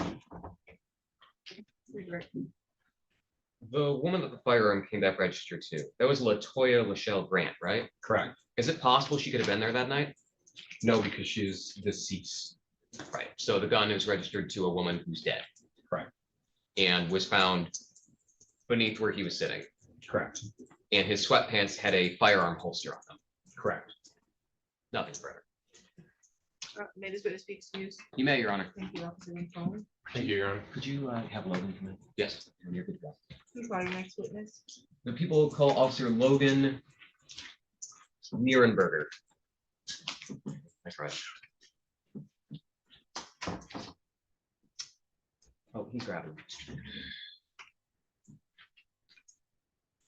Anytime I go officer to officer, I just have to grab the next one.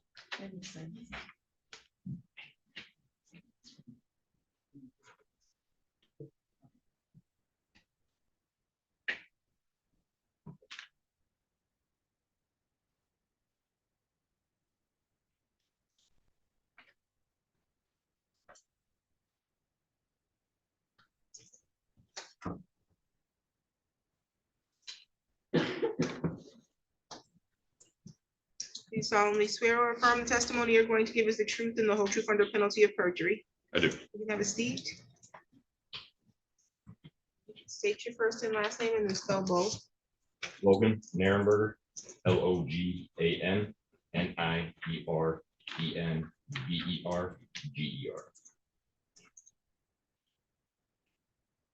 Proceed, Council. Thank you. Good afternoon, Logan. Where are you currently employed? Lansing Police Department. And what is your role there? I'm a patrol officer. Were you working as an officer at the Lansing Police Department on November 5th, 2025? Yes. And on that day, did you end up making contact with a Cyrus Beeman? Yes. How did you make contact? What was the nature of that contact? We were dispatched to a call. I arrived on scene and was requested to place Beeman in my patrol car. Now, at this time, did you know what his name was? I did not know. What steps did you take to try and find out his name? I asked him for his name. And what name did he give you? He originally gave me the name Derek Kirk.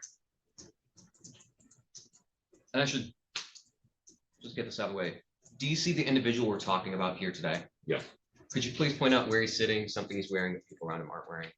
Sitting right over there, wearing a blue button-up shirt. The record reflect that this officer has identified the defendant. Any objection? Oh, if we just have more specifics on where over there is. Sitting next to you. Okay, Satisfied? satisfied. So Your Honor. noted. So he gave you the name Derek Kirk. Did you end up confirming that that wasn't his name?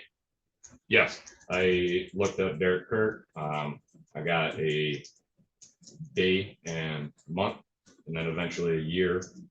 Looked it up in Lean, the Lean SOS photograph, the photograph that appears on the driver's license. Or Derek Kirk? For Derek Kirk, I could quickly recognize that it was not him.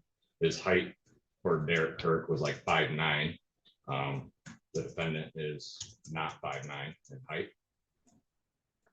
Now, did he also give you a date of birth when he was telling you his name was Derek Kirk? He gave me a month and a day, and then I had to question him some more to get a year. And was that date of birth his actual date of birth for Cyrus Beeman? I do not believe so, no. So he was an officer, gave him a lawful command to tell you his name, and he lied to you. Yeah. Thank you. Nothing further. Cross-examination.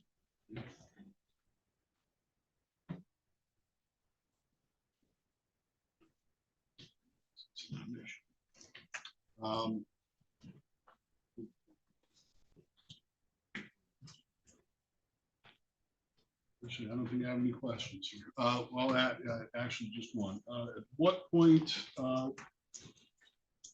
well, do you know if my client was read his Miranda rights at any point? He was, yes. At what point? As he was in the back of my patrol car. Okay.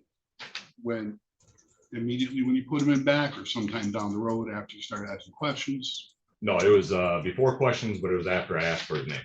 Okay. All right, thank you. Did he make any statements? I do not know. I was not the officer asking him questions. Right. Now, one last question. How did you eventually confirm that this individual was Cyrus Beeman? Later in the jail staff located a piece of paper, like a purchase agreement with the name Cyrus Beeman on it. So I looked up Cyrus Beeman with the same spelling as the purchase agreement had, and I used roughly the same age. Usually people don't lie too far out from their date of birth. And then Cyrus Ray Beeman was found by his SOS photograph. And even in the Lean heading, where we go through and find people, it is known alias that uses Derek Kirk as a false name. Thank you. I have nothing further. For this case too. You may, Your Honor. Thank you, Officer Nierenberger. Here. Thank you. Any other witnesses? No. Or you can call your next witness. Your Honor, the people have no further witnesses at this time. We would rest. Defense calling witnesses. None for the defense, Your Honor. Your Honor, I believe there's sufficient bind over, certainly to a probable cause standard for each of these charges. I mean, the firearm charges are about as clear as it possibly gets. gun was by him. He had a holster on his pants. And he is a felon who is prohibited from purchasing or possessing firearms and ammunition. So I believe counts 2, 3, 6, and 7 are very cleanly met. And by that same token, counts 4 and 8, the police officer resisting and obstructing and the accompanying felony firearm, I believe are pretty clear here. So I would actually seek to not bind over on count 8. He was not in possession of the firearm at the time that he obstructed the officer, and therefore that should not be charged there. But for count 4, assaulting, resisting, obstructing of officer, officer gave him a lawful command. He did not abide by that command. In fact, he attempted to actively deceive the officers and obstruct their investigation into these proceedings. So I believe that one's been met pretty cleanly. Now, count 1, criminal sexual conduct in the first degree. Mariah was pretty upfront about the fact that she was intoxicated that night. And then she was later clear about the fact that she has been and still is afraid for her safety of the defendant, which I think explains a lot about her testimony. But she testified he was groping her down there, and at one point he put his fingers inside of her, that she did not want this. She described it in text she sent at that moment, or sorry, shortly after, as rape. She said that told him he was uncomfortable, he didn't want this. And he told him at one point, look, just hold up.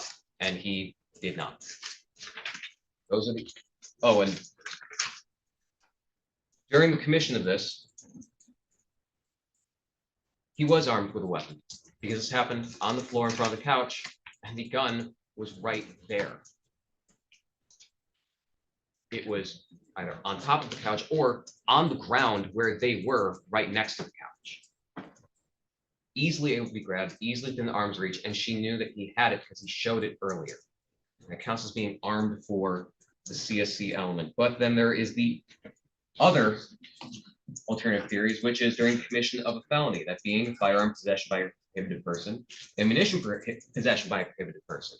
And absolutely for those elements, prohibited person possessing a firearm is their gun that's within their reach.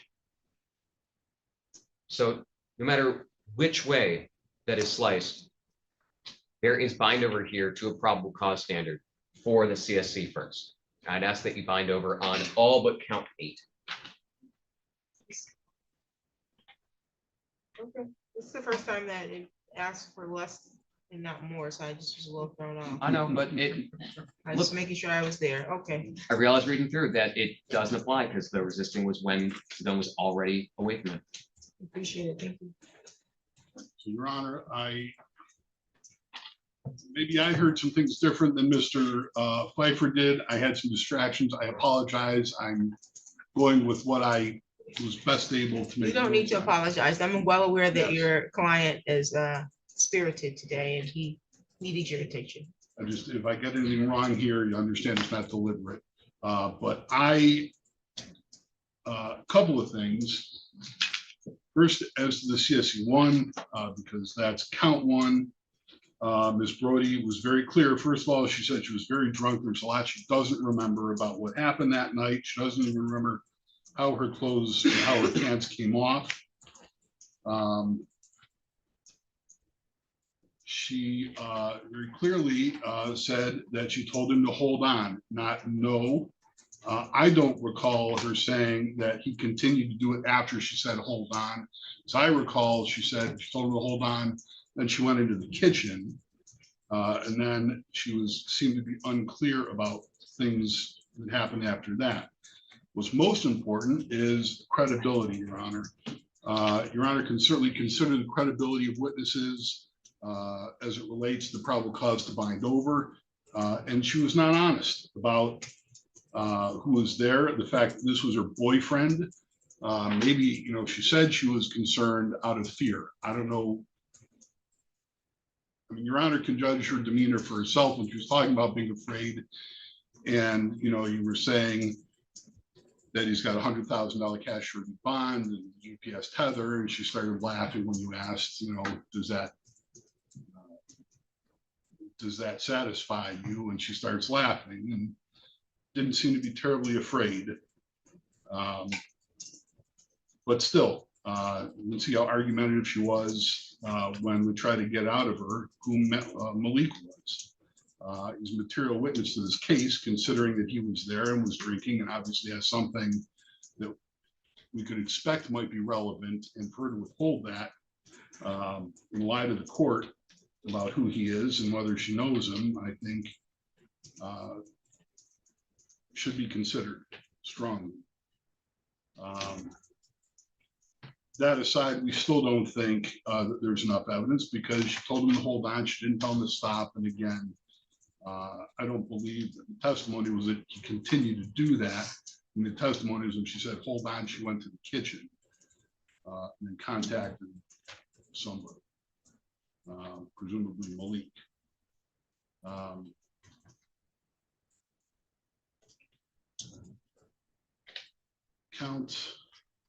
I'll rest on evidence on count 2. Count 3 is possession of ammunition by a prohibited person. I don't know if there was testimony that the firearm was loaded. I know the officer testified. There was 11 rounds. Did he? Okay, sorry. Again, apologize. I thought he said that if the gun was functional. I didn't hear the 11. Anyway, Your Honor, we'll rest on the evidence for that and ask that you dismiss count 1, the remaining counts. Thank you. Yes. So saying no is not an element of CSC first. There is no element that we show there is non-consent. Consent is a defense that can be proven at trial, but not an element of the crime for bindover. And further, if she was as drunk as the defense is trying to make out, that means she was not able to consent. And therefore, this was still a sexual assault. Oh, and as it comes to credibility being lessened by the fact she was intoxicated, choosing to rape someone who is drunk does not lessen that rape. That, Your Honor, was not what I was arguing. It was the credibility of her testimony here in court, not through intoxication. I understand that.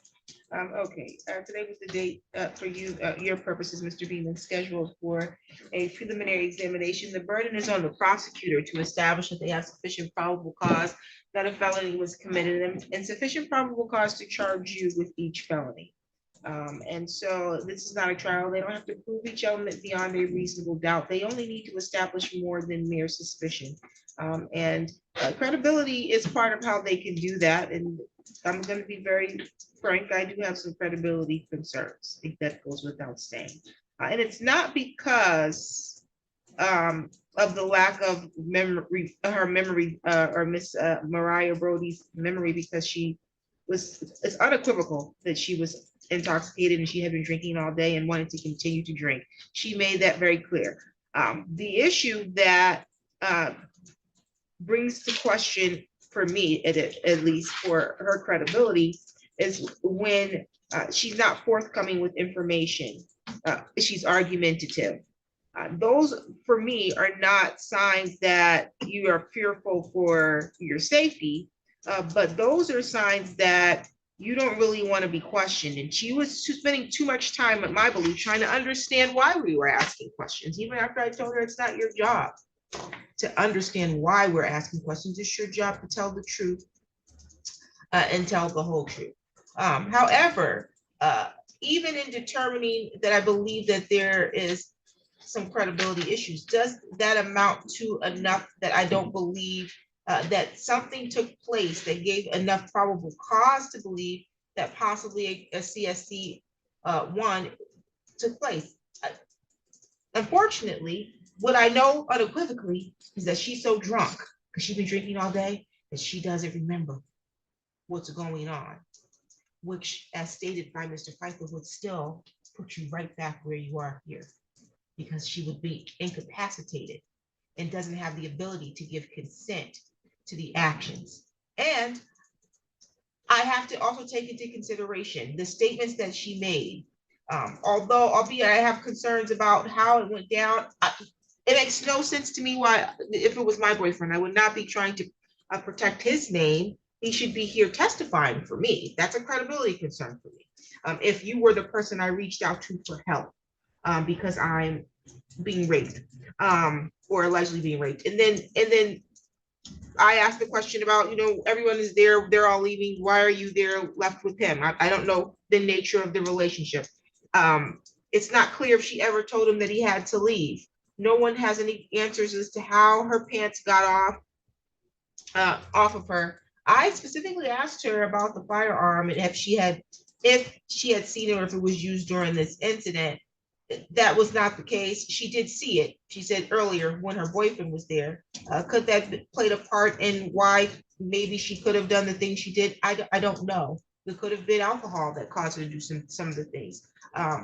That's a question for the jury to determine. I do believe that there is enough question of fact and probable cause on count one under the theory of incapacitation to bind over to the circuit court for further prosecution. So that will be bound over.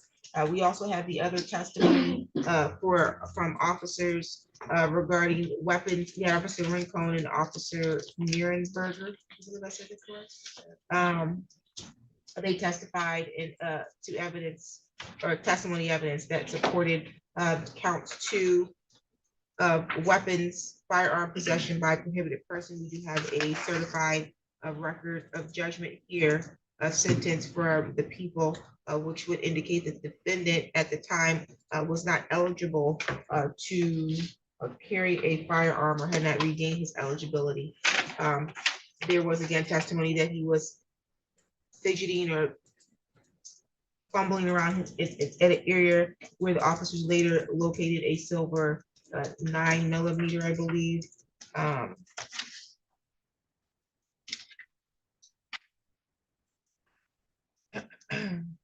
With 11 rounds, 9mm Taurus style weapon with a 11 rounds. Also, when the officers were allowing the defendant to regain his clothing because he was not wearing or was indecent, I think is how Officer Rincon described it, that there was a holster on the defendant's green sweatpants. It should be noted that Officer Rincon did describe that the victim or alleged victim, albeit today could have been somewhat defensive, that at the time that he appeared on the call, she seemed distraught and mouthed, "Help me." So that should be taken into consideration. Her testimony today, though, was that when she sent the text message or the message to Leak Dog, that she said that she hyped it up to get help. So again, definitely not the strongest case we have here, but do I think there's enough to go to a jury? There is. And so all except for count 8 will be bound over to the circuit court for further prosecution. Count 8 will be dismissed and the habitual offender for defense notice will accompany. Bind over date is on December 3rd. That's the date the circuit court receives the file from the district court. It's not a date you have to appear in court, sir. Your next court will be a pre-trial in circuit court. Your attorney will be made aware of that date, okay? Thank you. Thank you. Thank you, Your Honor. And Any as additional matters for the record? not on this file, I just have Mr. Billabay will be handling the other one. Okay, there's a bond of $100,000 cash surety with GPS tether that will continue. Thank you. We would be requesting transcripts. There's something to sign. Yeah. I'll bring it to you. Oh.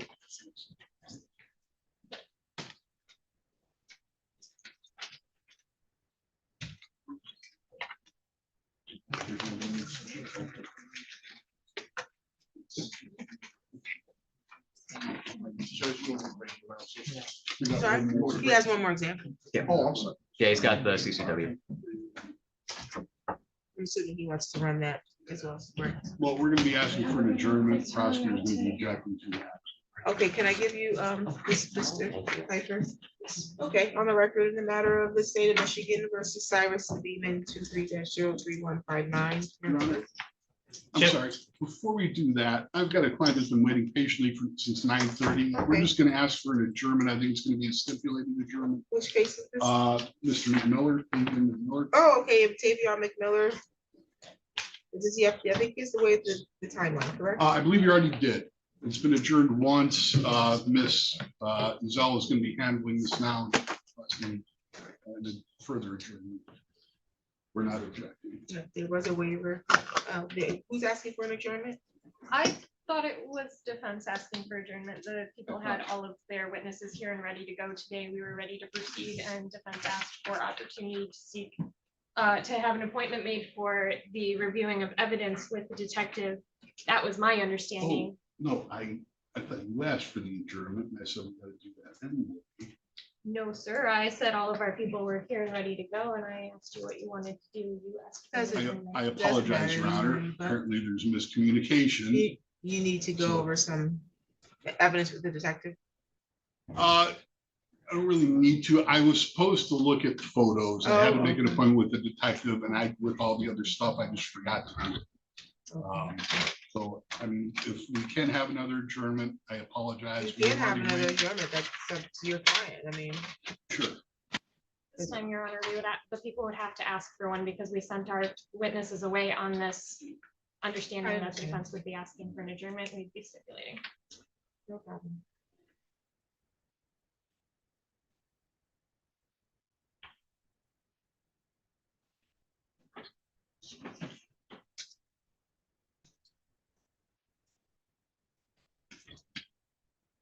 Okay, Mr. McMillan. January 8th at 9:30. January 8th at 9:30. Thank you, Your Honor. No problem. Do you have any questions today, Mr. McMillan? No, Your Honor. We'll get you a notice to appear. Any additional matters for the record? Not for the people. Thank you. Not for the defense, Your Honor. Thank you. Thank you.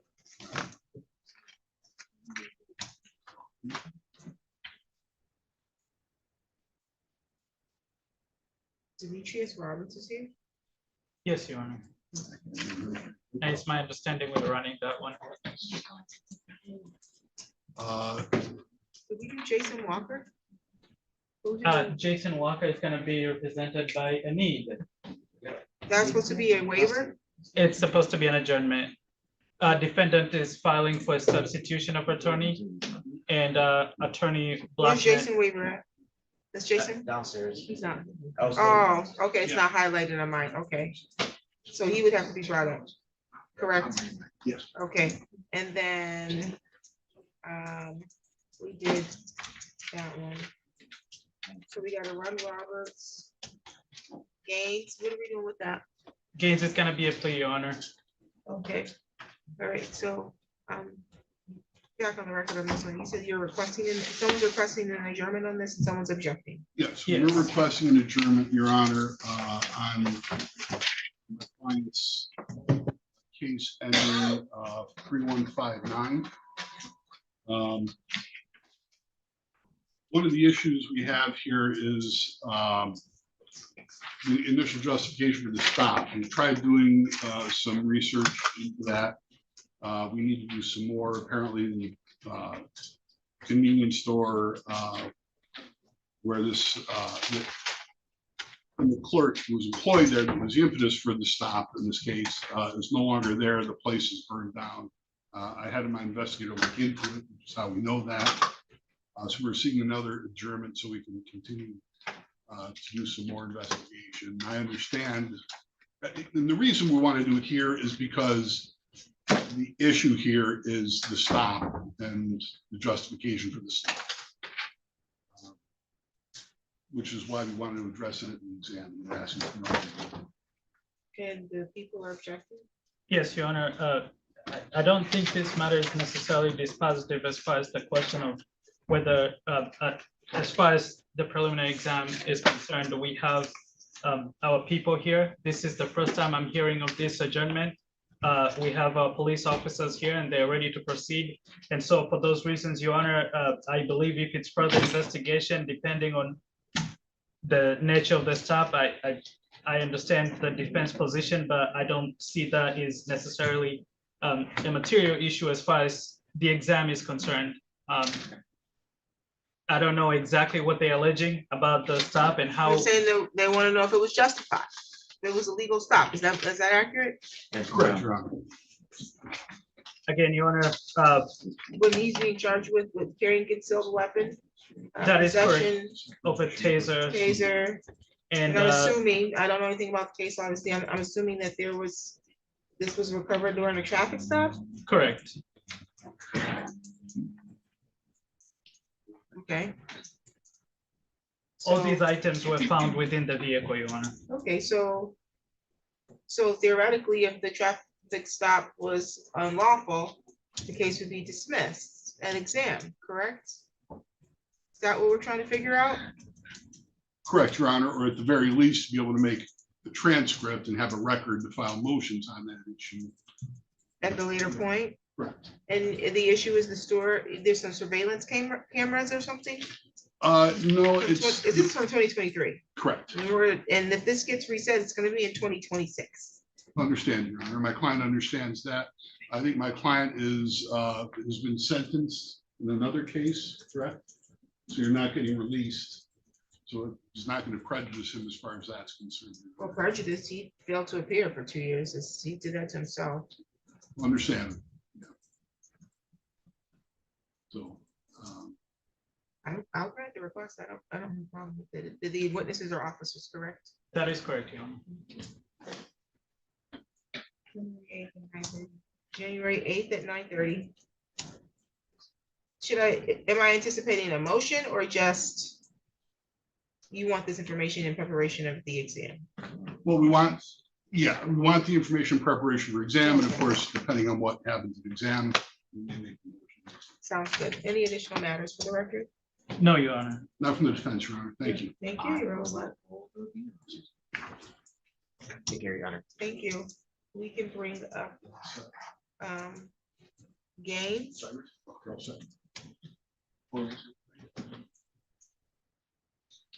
So Roberts is in custody? No, that's Roberts. It's Walker. Walker's in custody. Okay. We can bring up Gaines, which is going to be a plea. And then after that, we'll bring up Walker. And then we are running Roberts. That is correct, Your Honor.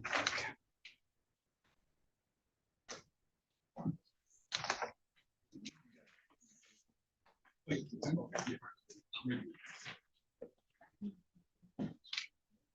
there was a bond violation.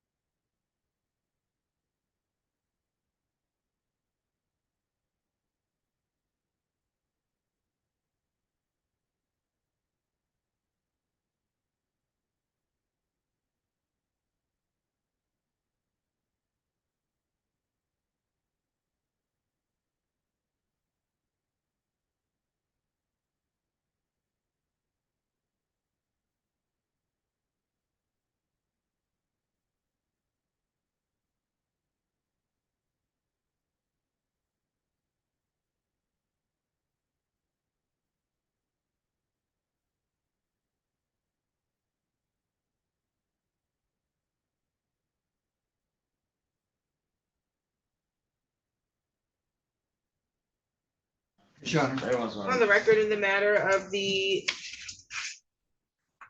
state of Michigan versus Keith Gaines, I have 20-01082,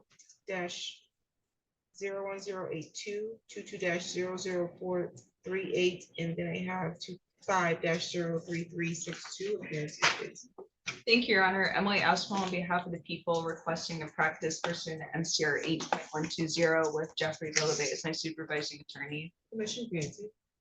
Good morning, Your Honor. Dwayne Silverthorne on behalf of Keith Douglas Gaines Jr., who's standing to my right. I would note that your file might reflect that he is in pro per technically on 20-1082.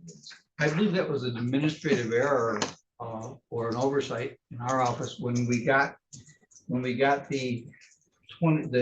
case and the 22-438 case.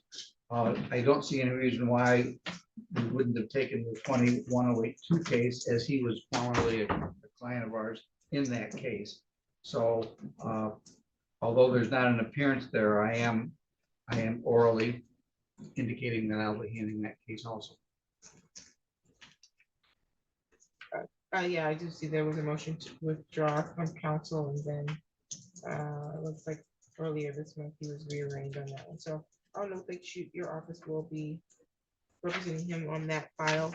And I have here a plea sheet that does incorporate all three of those files. It says that the defendant is going to plead guilty to larceny, 200 to 1,000 in file number 20-01082 and 22-00438.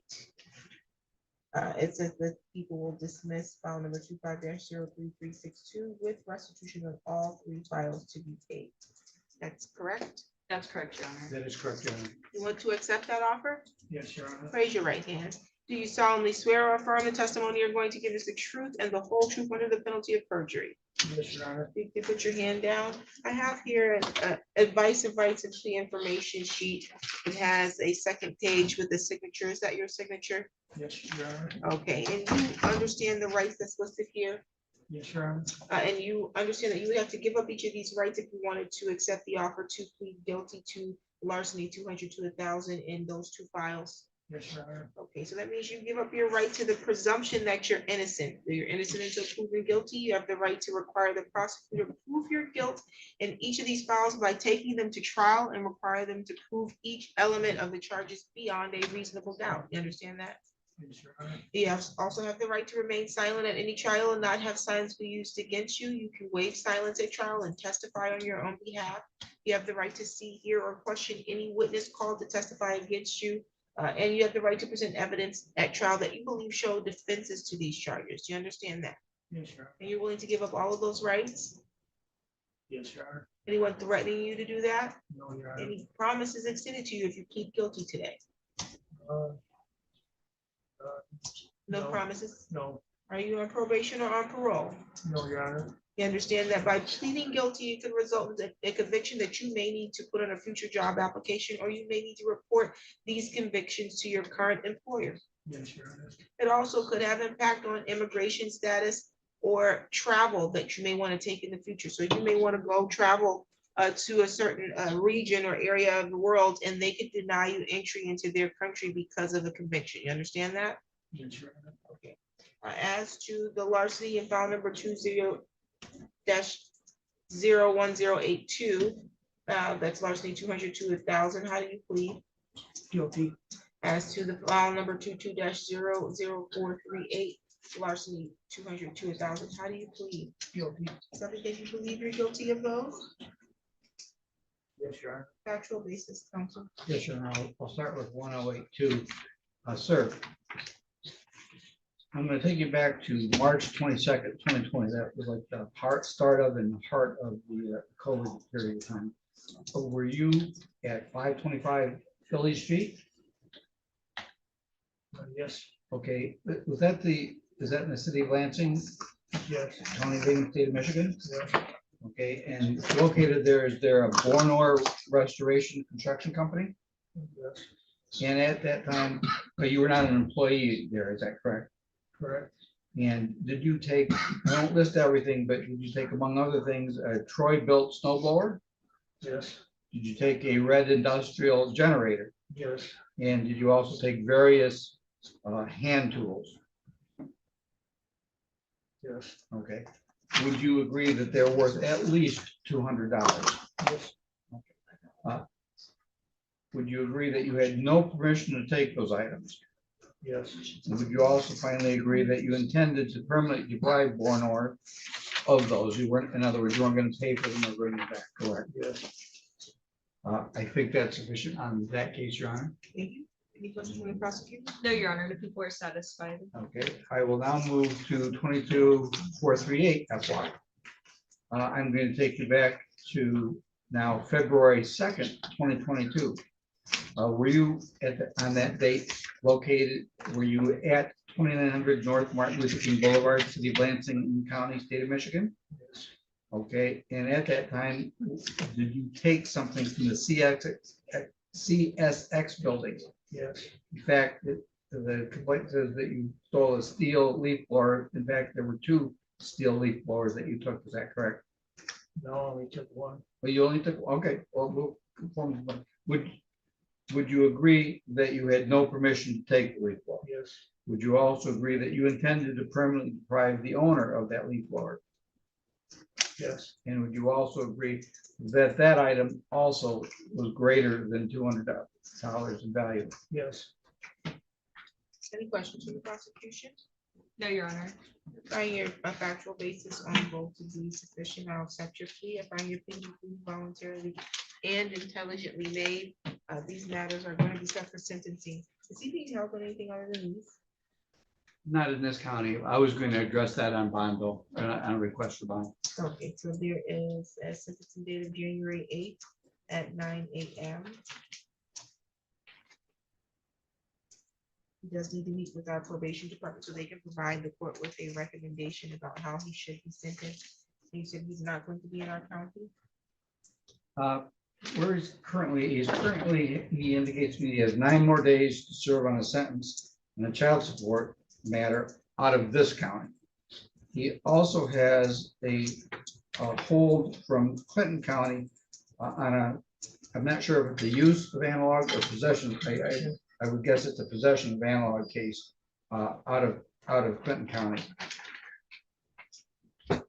Court wants, I can continue because it's all part of what I'm going to inform the court on a request for bond. Clinton County will not come and get him while he is in this county. He would like a PR bond so that they will come and get him so he can deal with that. I had a long discussion with him on the merits of even me asking for the bond, letting him know that, first of all, he's not going to leave for 9 days out of this county. And if Clinton County continues to hold him, as it might, he won't be getting any credit, jail credit on this case. You understand that, correct? Yes. And despite that, he wants to continue with the bond, which is right.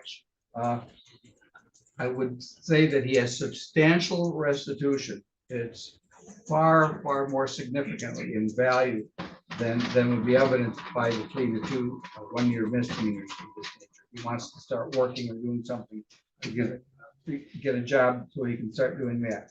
He doesn't have any prior convictions for violent offenses that I know of. It's mostly property. He has had prior failures to appear, but he's a lifelong resident here, and he promises to appear for sentencing. Also, his offenses are, again, just misdemeanors. The court, if the court were concerned about releasing him, could give him a PR bond with conditions such as substance abuse testing or other matters, all of which could wind him back in jail if he violated. He will also have the bond conditions out of Clinton County that will continue to hold him. So I think that increases the reliability that he will appear. Finally, if he violates, he realizes that he's got up to a year that he could be facing in these. So we were asking for a PR bond, something that had occurred to me, that if I could enter into a brief discussion, I don't care if it's on the record. If the court didn't give you a PR bond, but gave you a very low cash surety bond or other bond, you would get your jail credit. Okay, so I'll pose that as a possibility, Your Honor, because I'm concerned about him getting the jail credit. Thank you, Your Honor. Did you want to respond to the motion? No, Your Honor, just before we leave that to Your Honor's discretion. Thank you. The files that I have here, first one is from 2020. By the time I sentence you, it's gonna be 2026. You know how many times you missed court on that 2020 file? Your Honor, I'm not gonna lie to you, I was on drugs real bad, I'm clean now, and I'm ready to get my life straight, I'm going on 50 years old next month, you know? Me giving you a PR bond so that you can be transferred to Clinton County because they won't come and get you, and then they could hold you. Now we gotta go come and get you from there. It's not gonna happen. It's not gonna happen. The reason why you're in this situation is because of your own actions. Because I've given you, even when it was advised not to give you a PR bond, we gave you PR bonds and we gave you other low 10% bonds during the course of the last 5 years, and you continue to not show up to court. And I had to put remand just to get you here. And I did that in 2022 after you failed to appear for 2 years straight. You were supposed to be following up and meeting with pretrial services for 2 years. You didn't do that. I'm happy to hear that you're now reporting to the court that you're not on drugs, but you didn't turn yourself in on. Right, Your Honor. That's not what happened. You'd be in a different place if you had. You didn't turn yourself in on these to get these taken care of. You got picked up on something else, and now I'm finally getting a chance to resolve these. And you and I will have our final meeting on these in January of 2026, and your bonds will remain as they are currently set. Any additional matters for the record? Nothing from the people. Thank you. Thank you, Your Honor. Thank you.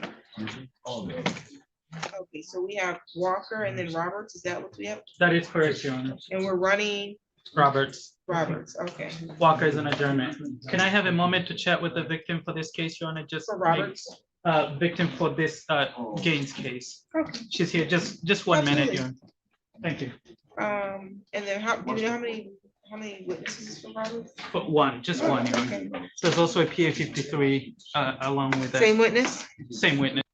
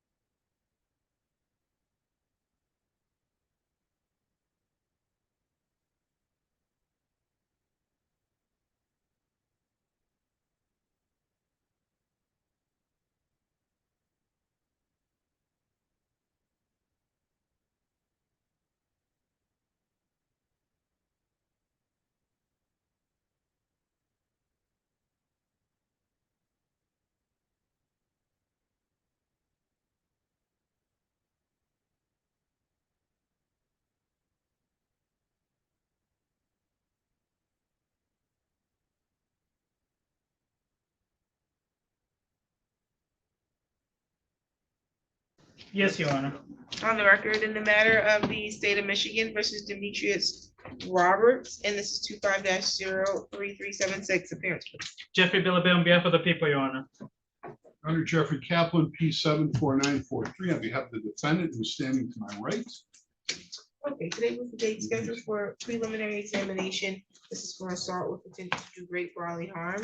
There's also an assault on a pregnant person and a DV that accompanies these files. And then there's a bond violation. My understanding is we're ready to proceed on exam. That is correct, Your Honor. Any preliminary matters? I expect to have only one witness, Your Honor, and so I suppose sequestration is not necessary, but we will enforce it should it be necessary. Thank you. Call you witness. Thank you, Your Honor. And the people will call to the stand Ms. Unique Lewis.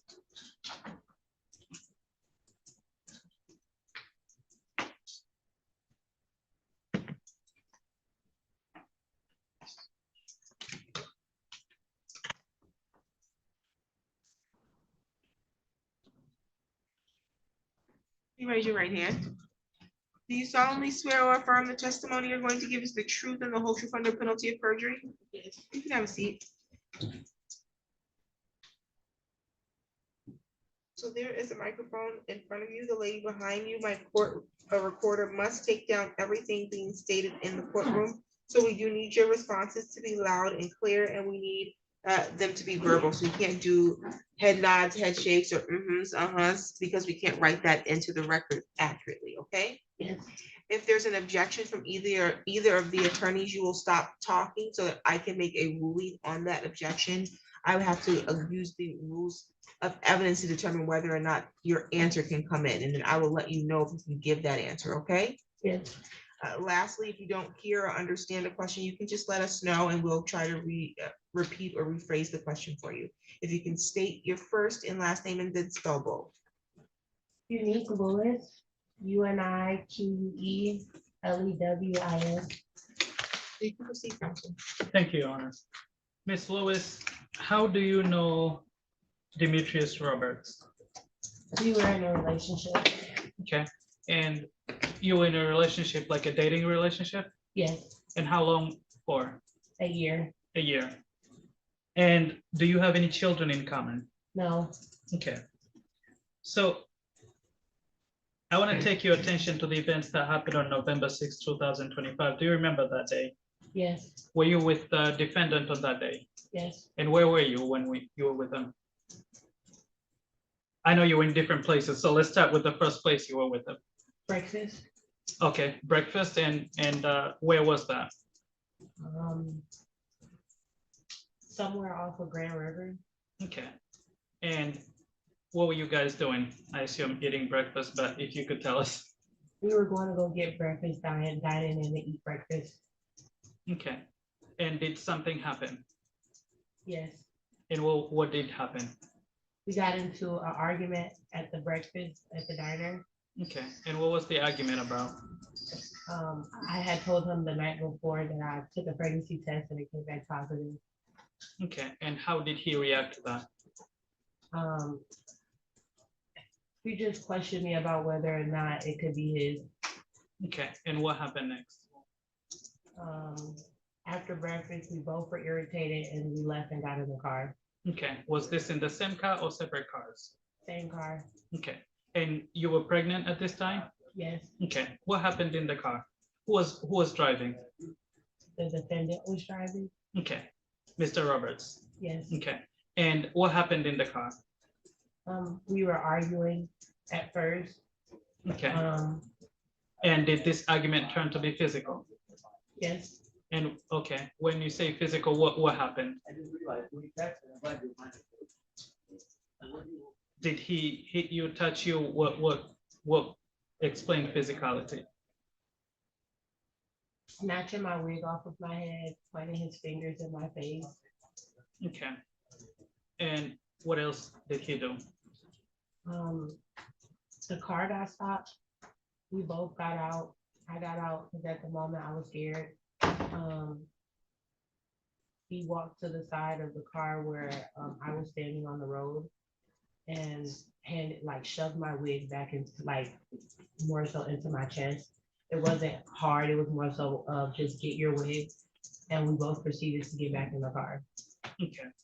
And do you know where the car got stopped? No. Okay. And so you both got back in the car? Yes. Okay. And did he continue to drive? Yes. Okay. Tell us what happened then. We pulled up to the house. I got out of the car and I stated that you might as well not even go in the house because I'm gonna call the police because she busted my leg. Okay. So you got to the house. Whose house is it? Ours. Okay. And is this the house you both reside together? Yes. And where is this house located? 3235 Young Avenue. Is that in Lansing? Yes. Ingham County? Yes. State of Michigan? Yes. Okay.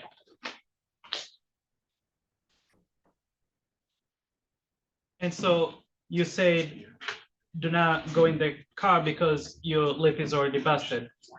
I had told him not to go in the house because I was going to call the police because he had busted my lip. Okay. When you say you had busted lip, was your lip bleeding or cut? What happened to it? It was more so I had cuts in the inside of my lip. Okay, and do you know how you received those cuts? I don't. But was it because of him? Yes, I know that we were fighting in the car. So it could have been I bit my lip because of that, or because of the physical altercation. I can't remember which one. Okay, and were you actively bleeding at that point? Just a little, yes. Okay, and do you see that person in this courtroom today? Yes. Can you please point and identify him for the record?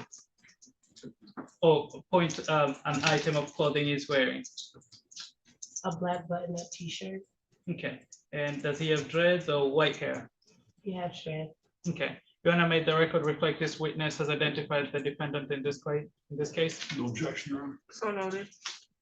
So let's go back. You get to the house and you say, do not get back in because you busted my lip. What did he do next? At that point, it was just, he was sitting in the car. I was standing outside of his car. It was more so a verbal argument at that point. I proceeded to walk away from his car with my wig in my hand. I proceeded to walk towards my car. Still at this moment, we're still arguing. After I made it to my car and I stated, I'm going to call the police. You're claiming that you didn't do anything, but my lip is busted.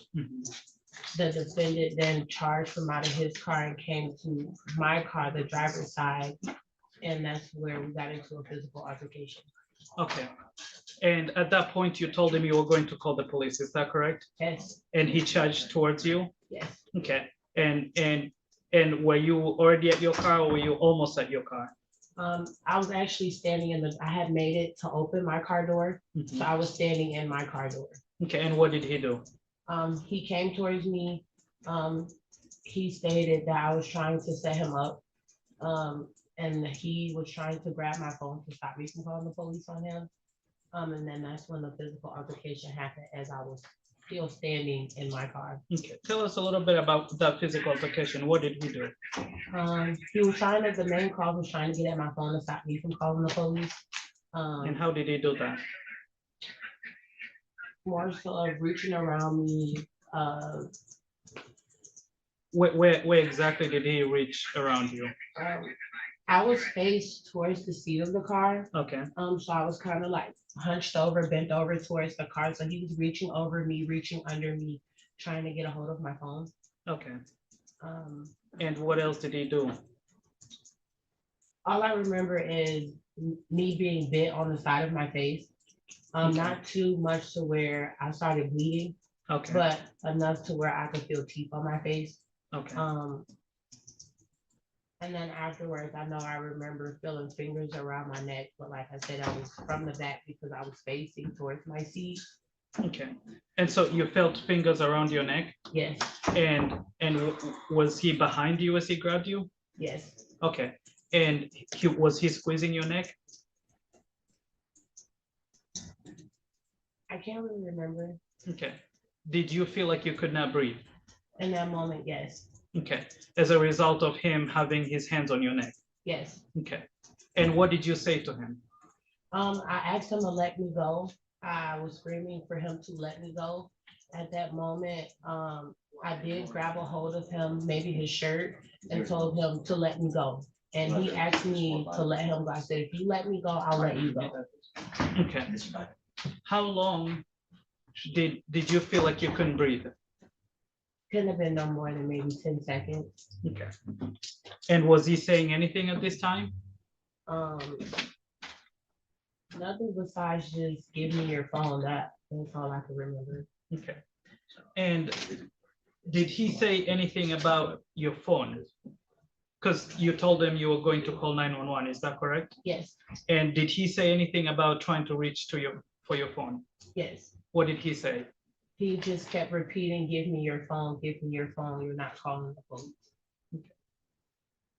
And at that point, you intended to call the police? Yes. You intended to report the crime that was occurring to you? Yes.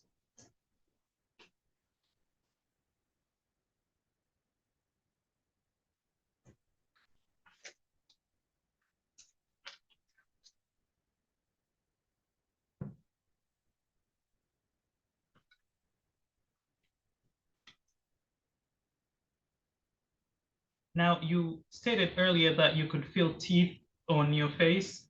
Yes, And what side of your face was that? the right side. Okay. And did you suffer any injuries as a result of that? No, Okay. Was there anything that he did as far as hitting you against the car or anything like that?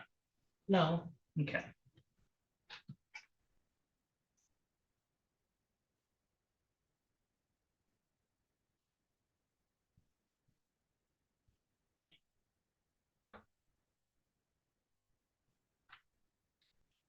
So did you suffer any injuries as a result of this altercation?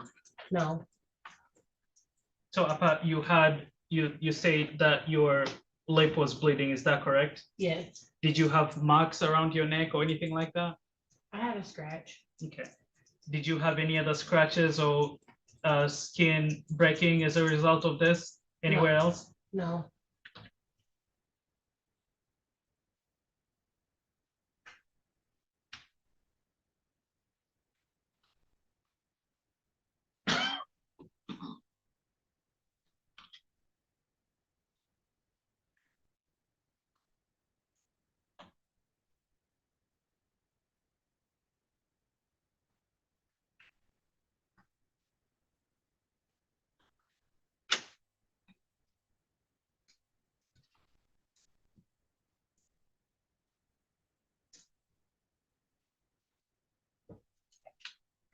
Thank you, Anna. That's all the questions I have.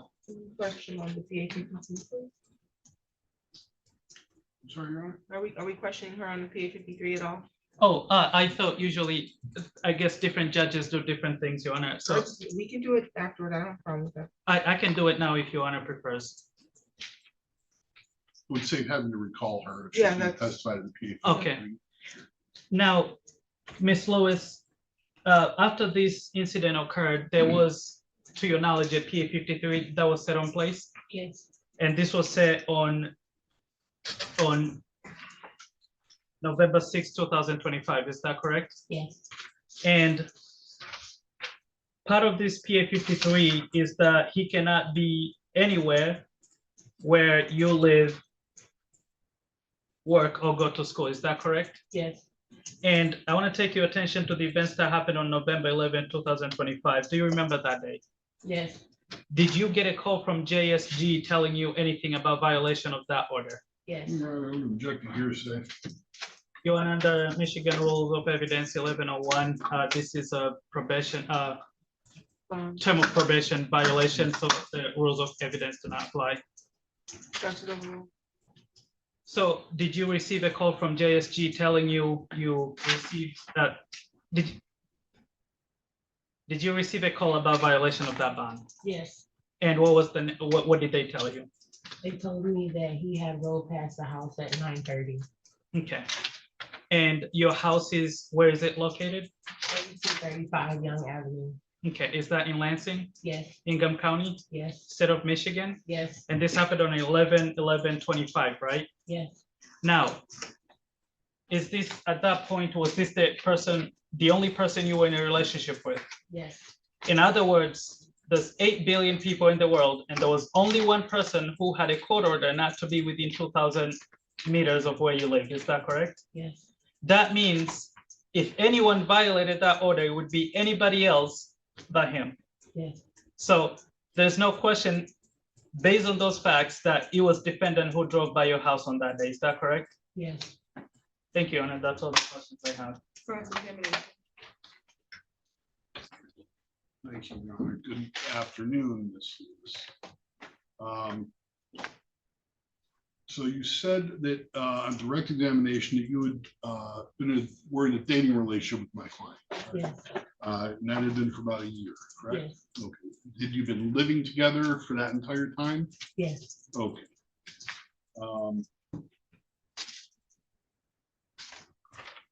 You said that you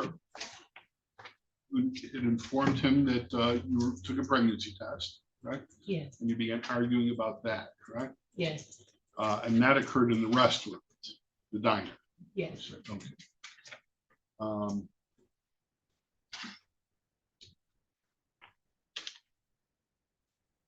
So the argument was over the fact that he questioned whether the child was his, correct? Yes, Okay, and that upset you that he would question yes, your fidelity, correct? Okay. Um, Did you, so you had this argument in the diner, correct? yes, Voices were raised? no, No? Oh, so it was a fairly calm argument at this point. yes, Okay. You get into the car together. yes, correct? Okay. And at some point, did it become more heated? yes, Did you hit him at any point? no, You never hit him when you were in the car? no, You get back to your mutual residence, and is that the 3235 Young Avenue? yes,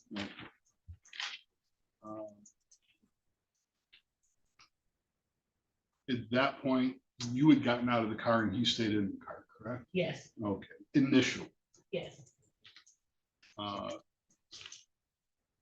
Then you walked to your car and that's when he got out, yes, correct? And followed you to your car.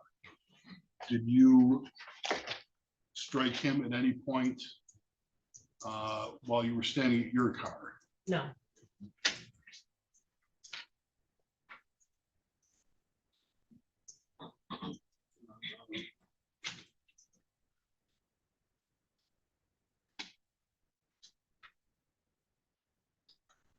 You said that at some point he was poking you or pointing in your face? yes, Okay, but he never poked you in the face. He was No. just pointing, waving his finger in your face. correct? yes, Okay. So you didn't have any injuries on your face as the result of that. When I'm not talking about your lip injury, but I'm talking about the exterior of your face. You didn't have any injuries as a result of this, no, the outside, okay. You said you had some cuts to the inside of your lower lip, Mhm. correct? But you're Yes. not sure how those occurred. yes, Okay.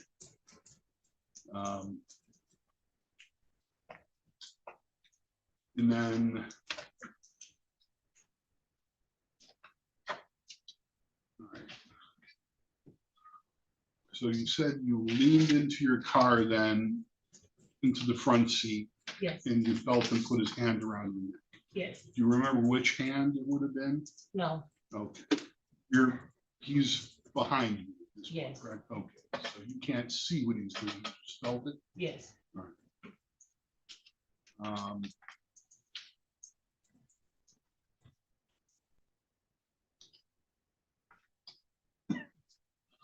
So you had your cell phone in your hand at Yes. this point? Okay.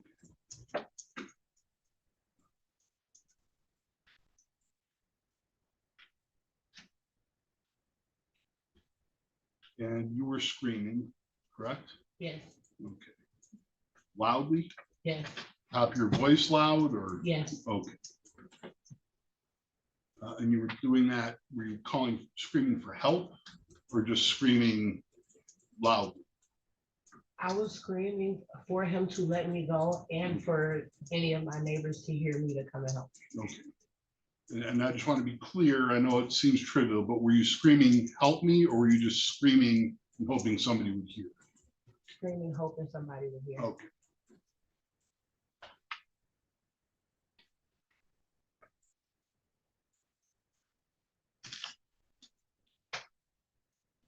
Did you see anybody outside that you were aware of? Any of your neighbors or anything? Not at that time. Oh.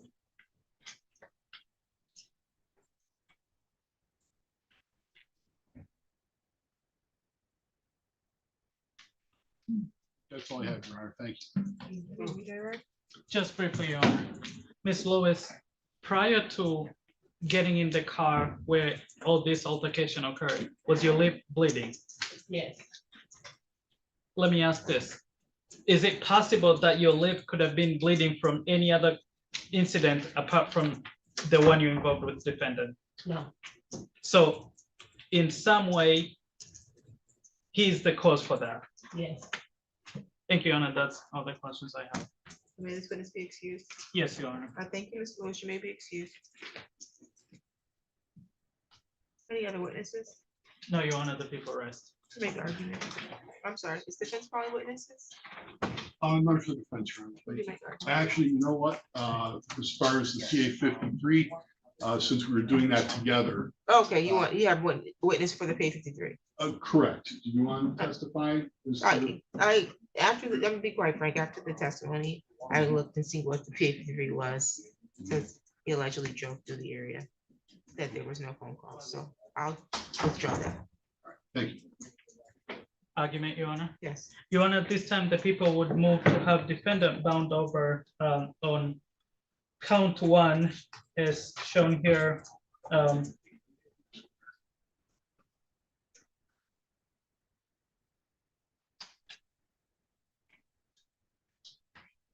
Assault with intent to do great bodily murder, less than murder, or by strangulation.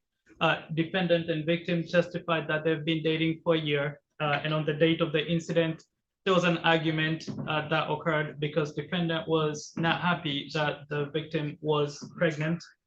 Your Honor has heard testimony, and I am not going to reiterate every argument here, that he strangled her. Your Honor has heard details. She could not breathe. She said maybe for 10 seconds. Your Honor, I'm not going to address the misdemeanors because we don't necessarily need those for bind over. If you want me to, I can. Thank you, Your Honor. However, I would add the charges based on testimony that came here today. I would add interference with crime report because the victim stated that she don't even go in the house. I'm going to call the police because you busted my lip. And defendant, after hearing that, went towards the victim and told her, give me my phone, give me your phone, give me your phone repeatedly. So based on that, Your Honor, we would like to add the charge of interference with crime report. And then we would add a charge of interfering with electronic communication, Your Honor. Thank you.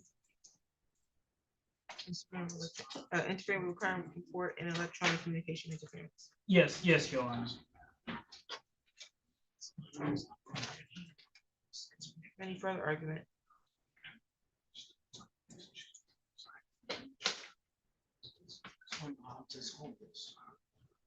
Mr. Captain. Thank you, Your Honor. I apologize, Your Honor. We rest on the evidences to counts 1 through 3. As to the requested additional counts, what Ms. Lewis testified to is that she was threatening to call the police. Not that she had. There's no evidence that she actually attempted to call the police. She had her phone in her hand, but I carry my phone around with me all the time. Unless I think there's some indication that she was attempting to call the police and that it wasn't just a threat to get him to leave. Those other 2 charges are unsupported, Your Honor. So we ask, Your Honor, not to add the 2 additional counts. Thank you.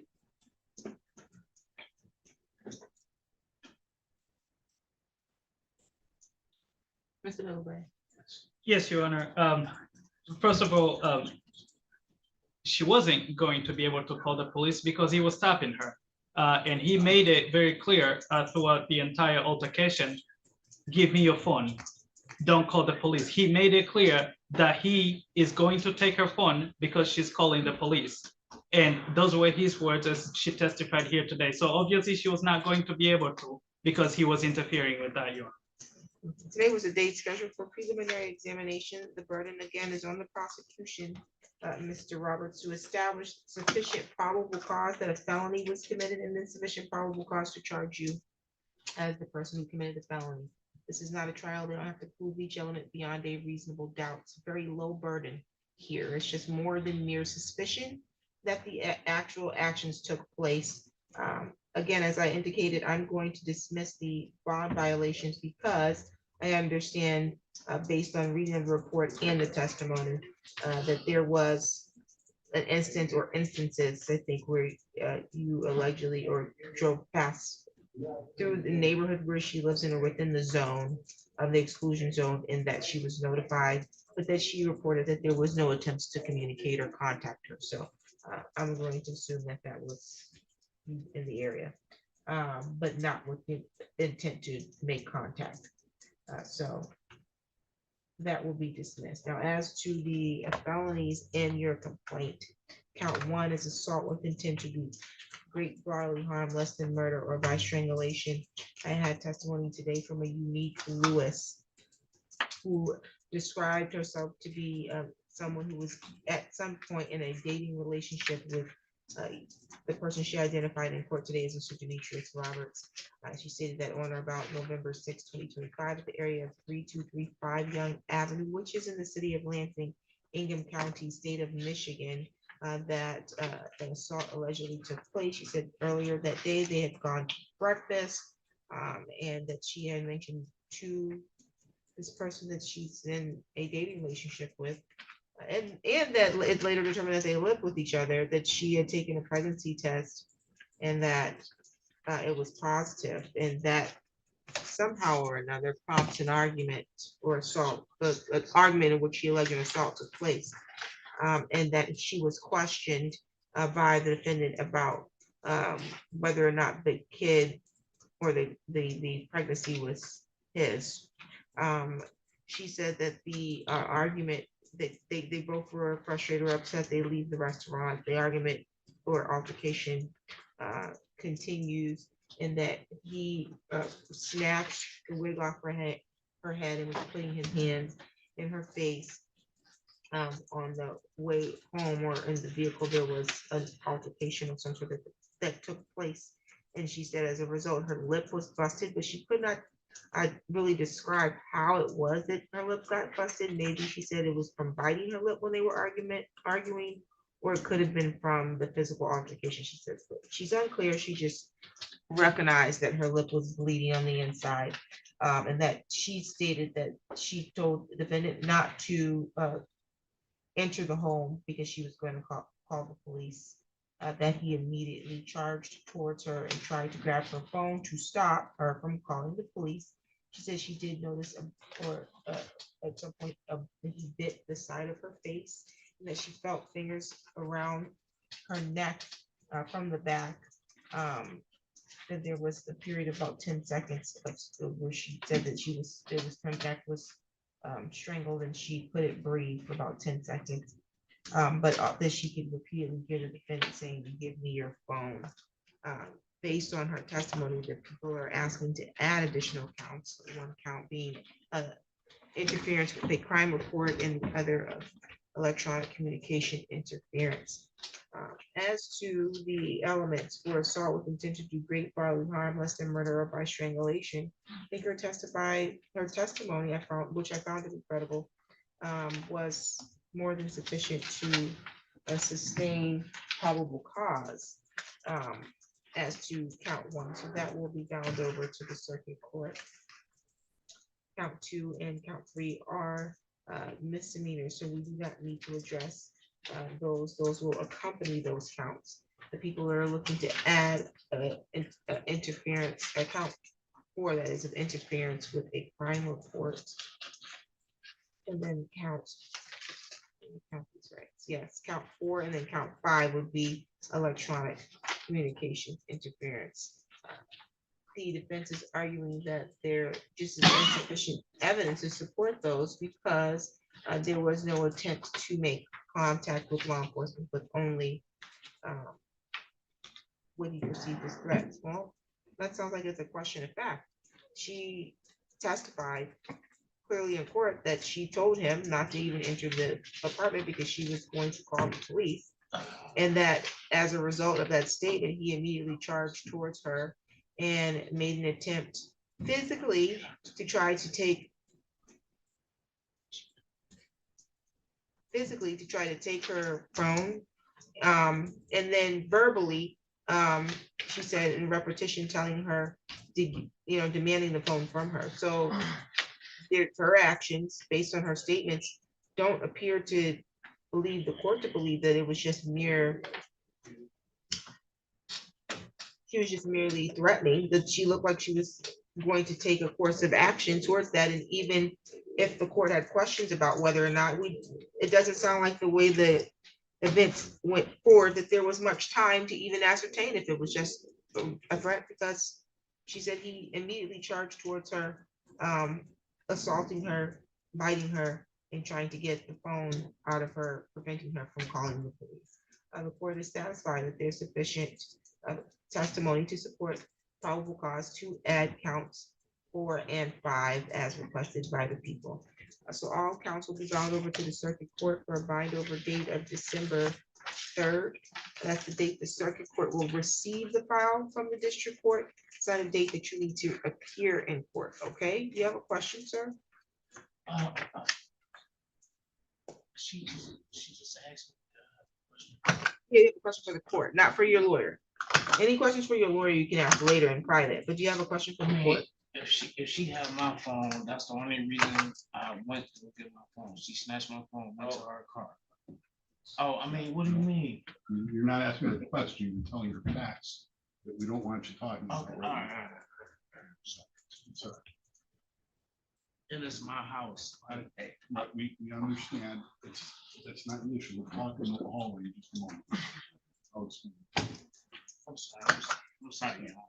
I'm just. Yeah, listen to your attorney. This is just probable cause, okay? However, at this point, you're giving information on the record in front of 3 prosecutors, placing yourself at the scene of the crime, telling them that you did go after her, but trying to explain the reason why. And these may be defenses, but you need to discuss these privately with your attorney so he can help steer you.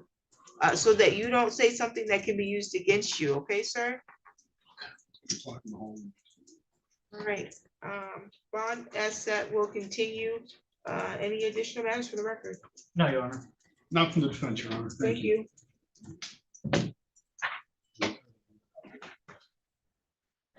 Thank you, Your Honor. You have a good day. Same to you. And then what do we do with Mr. Wallace? It's gonna be an adjournment, Your Honor. He filed for substitution. Mr. Blackman had back surgery, and so he could not be here, and so he'd be taking over until he's able to take over. But he's been retained, to my understanding, Your Honor. Do we have a substitution? I don't think so. I think I was supposed to stand in place and ask for a 21-day waiver and an adjournment date, Mr. I didn't But email you. No, Rochelle, is it?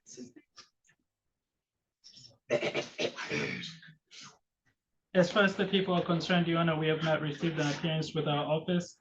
So Yeah, maybe we don't that's have- forthcoming. Yeah, it has not been, we have not received anything. It says that he advised, I remember him saying on the record, he was trying to hire Mr. Blackman, but we've not received anything. Correct, Your Honor. I find good cause to adjourn. I'll defer to defense, Your Honor. Oh, sorry.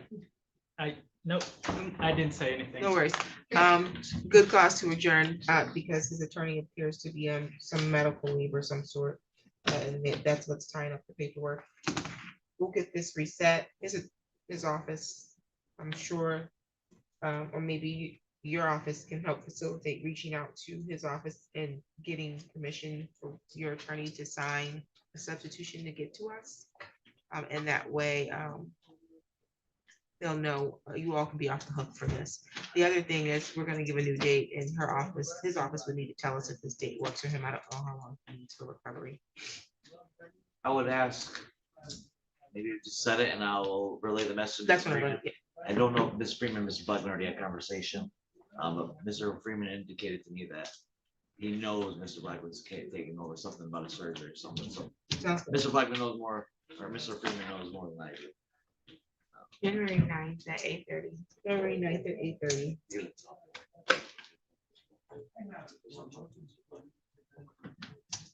Any additional?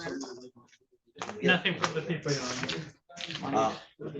January 9th at 8:30. That's correct.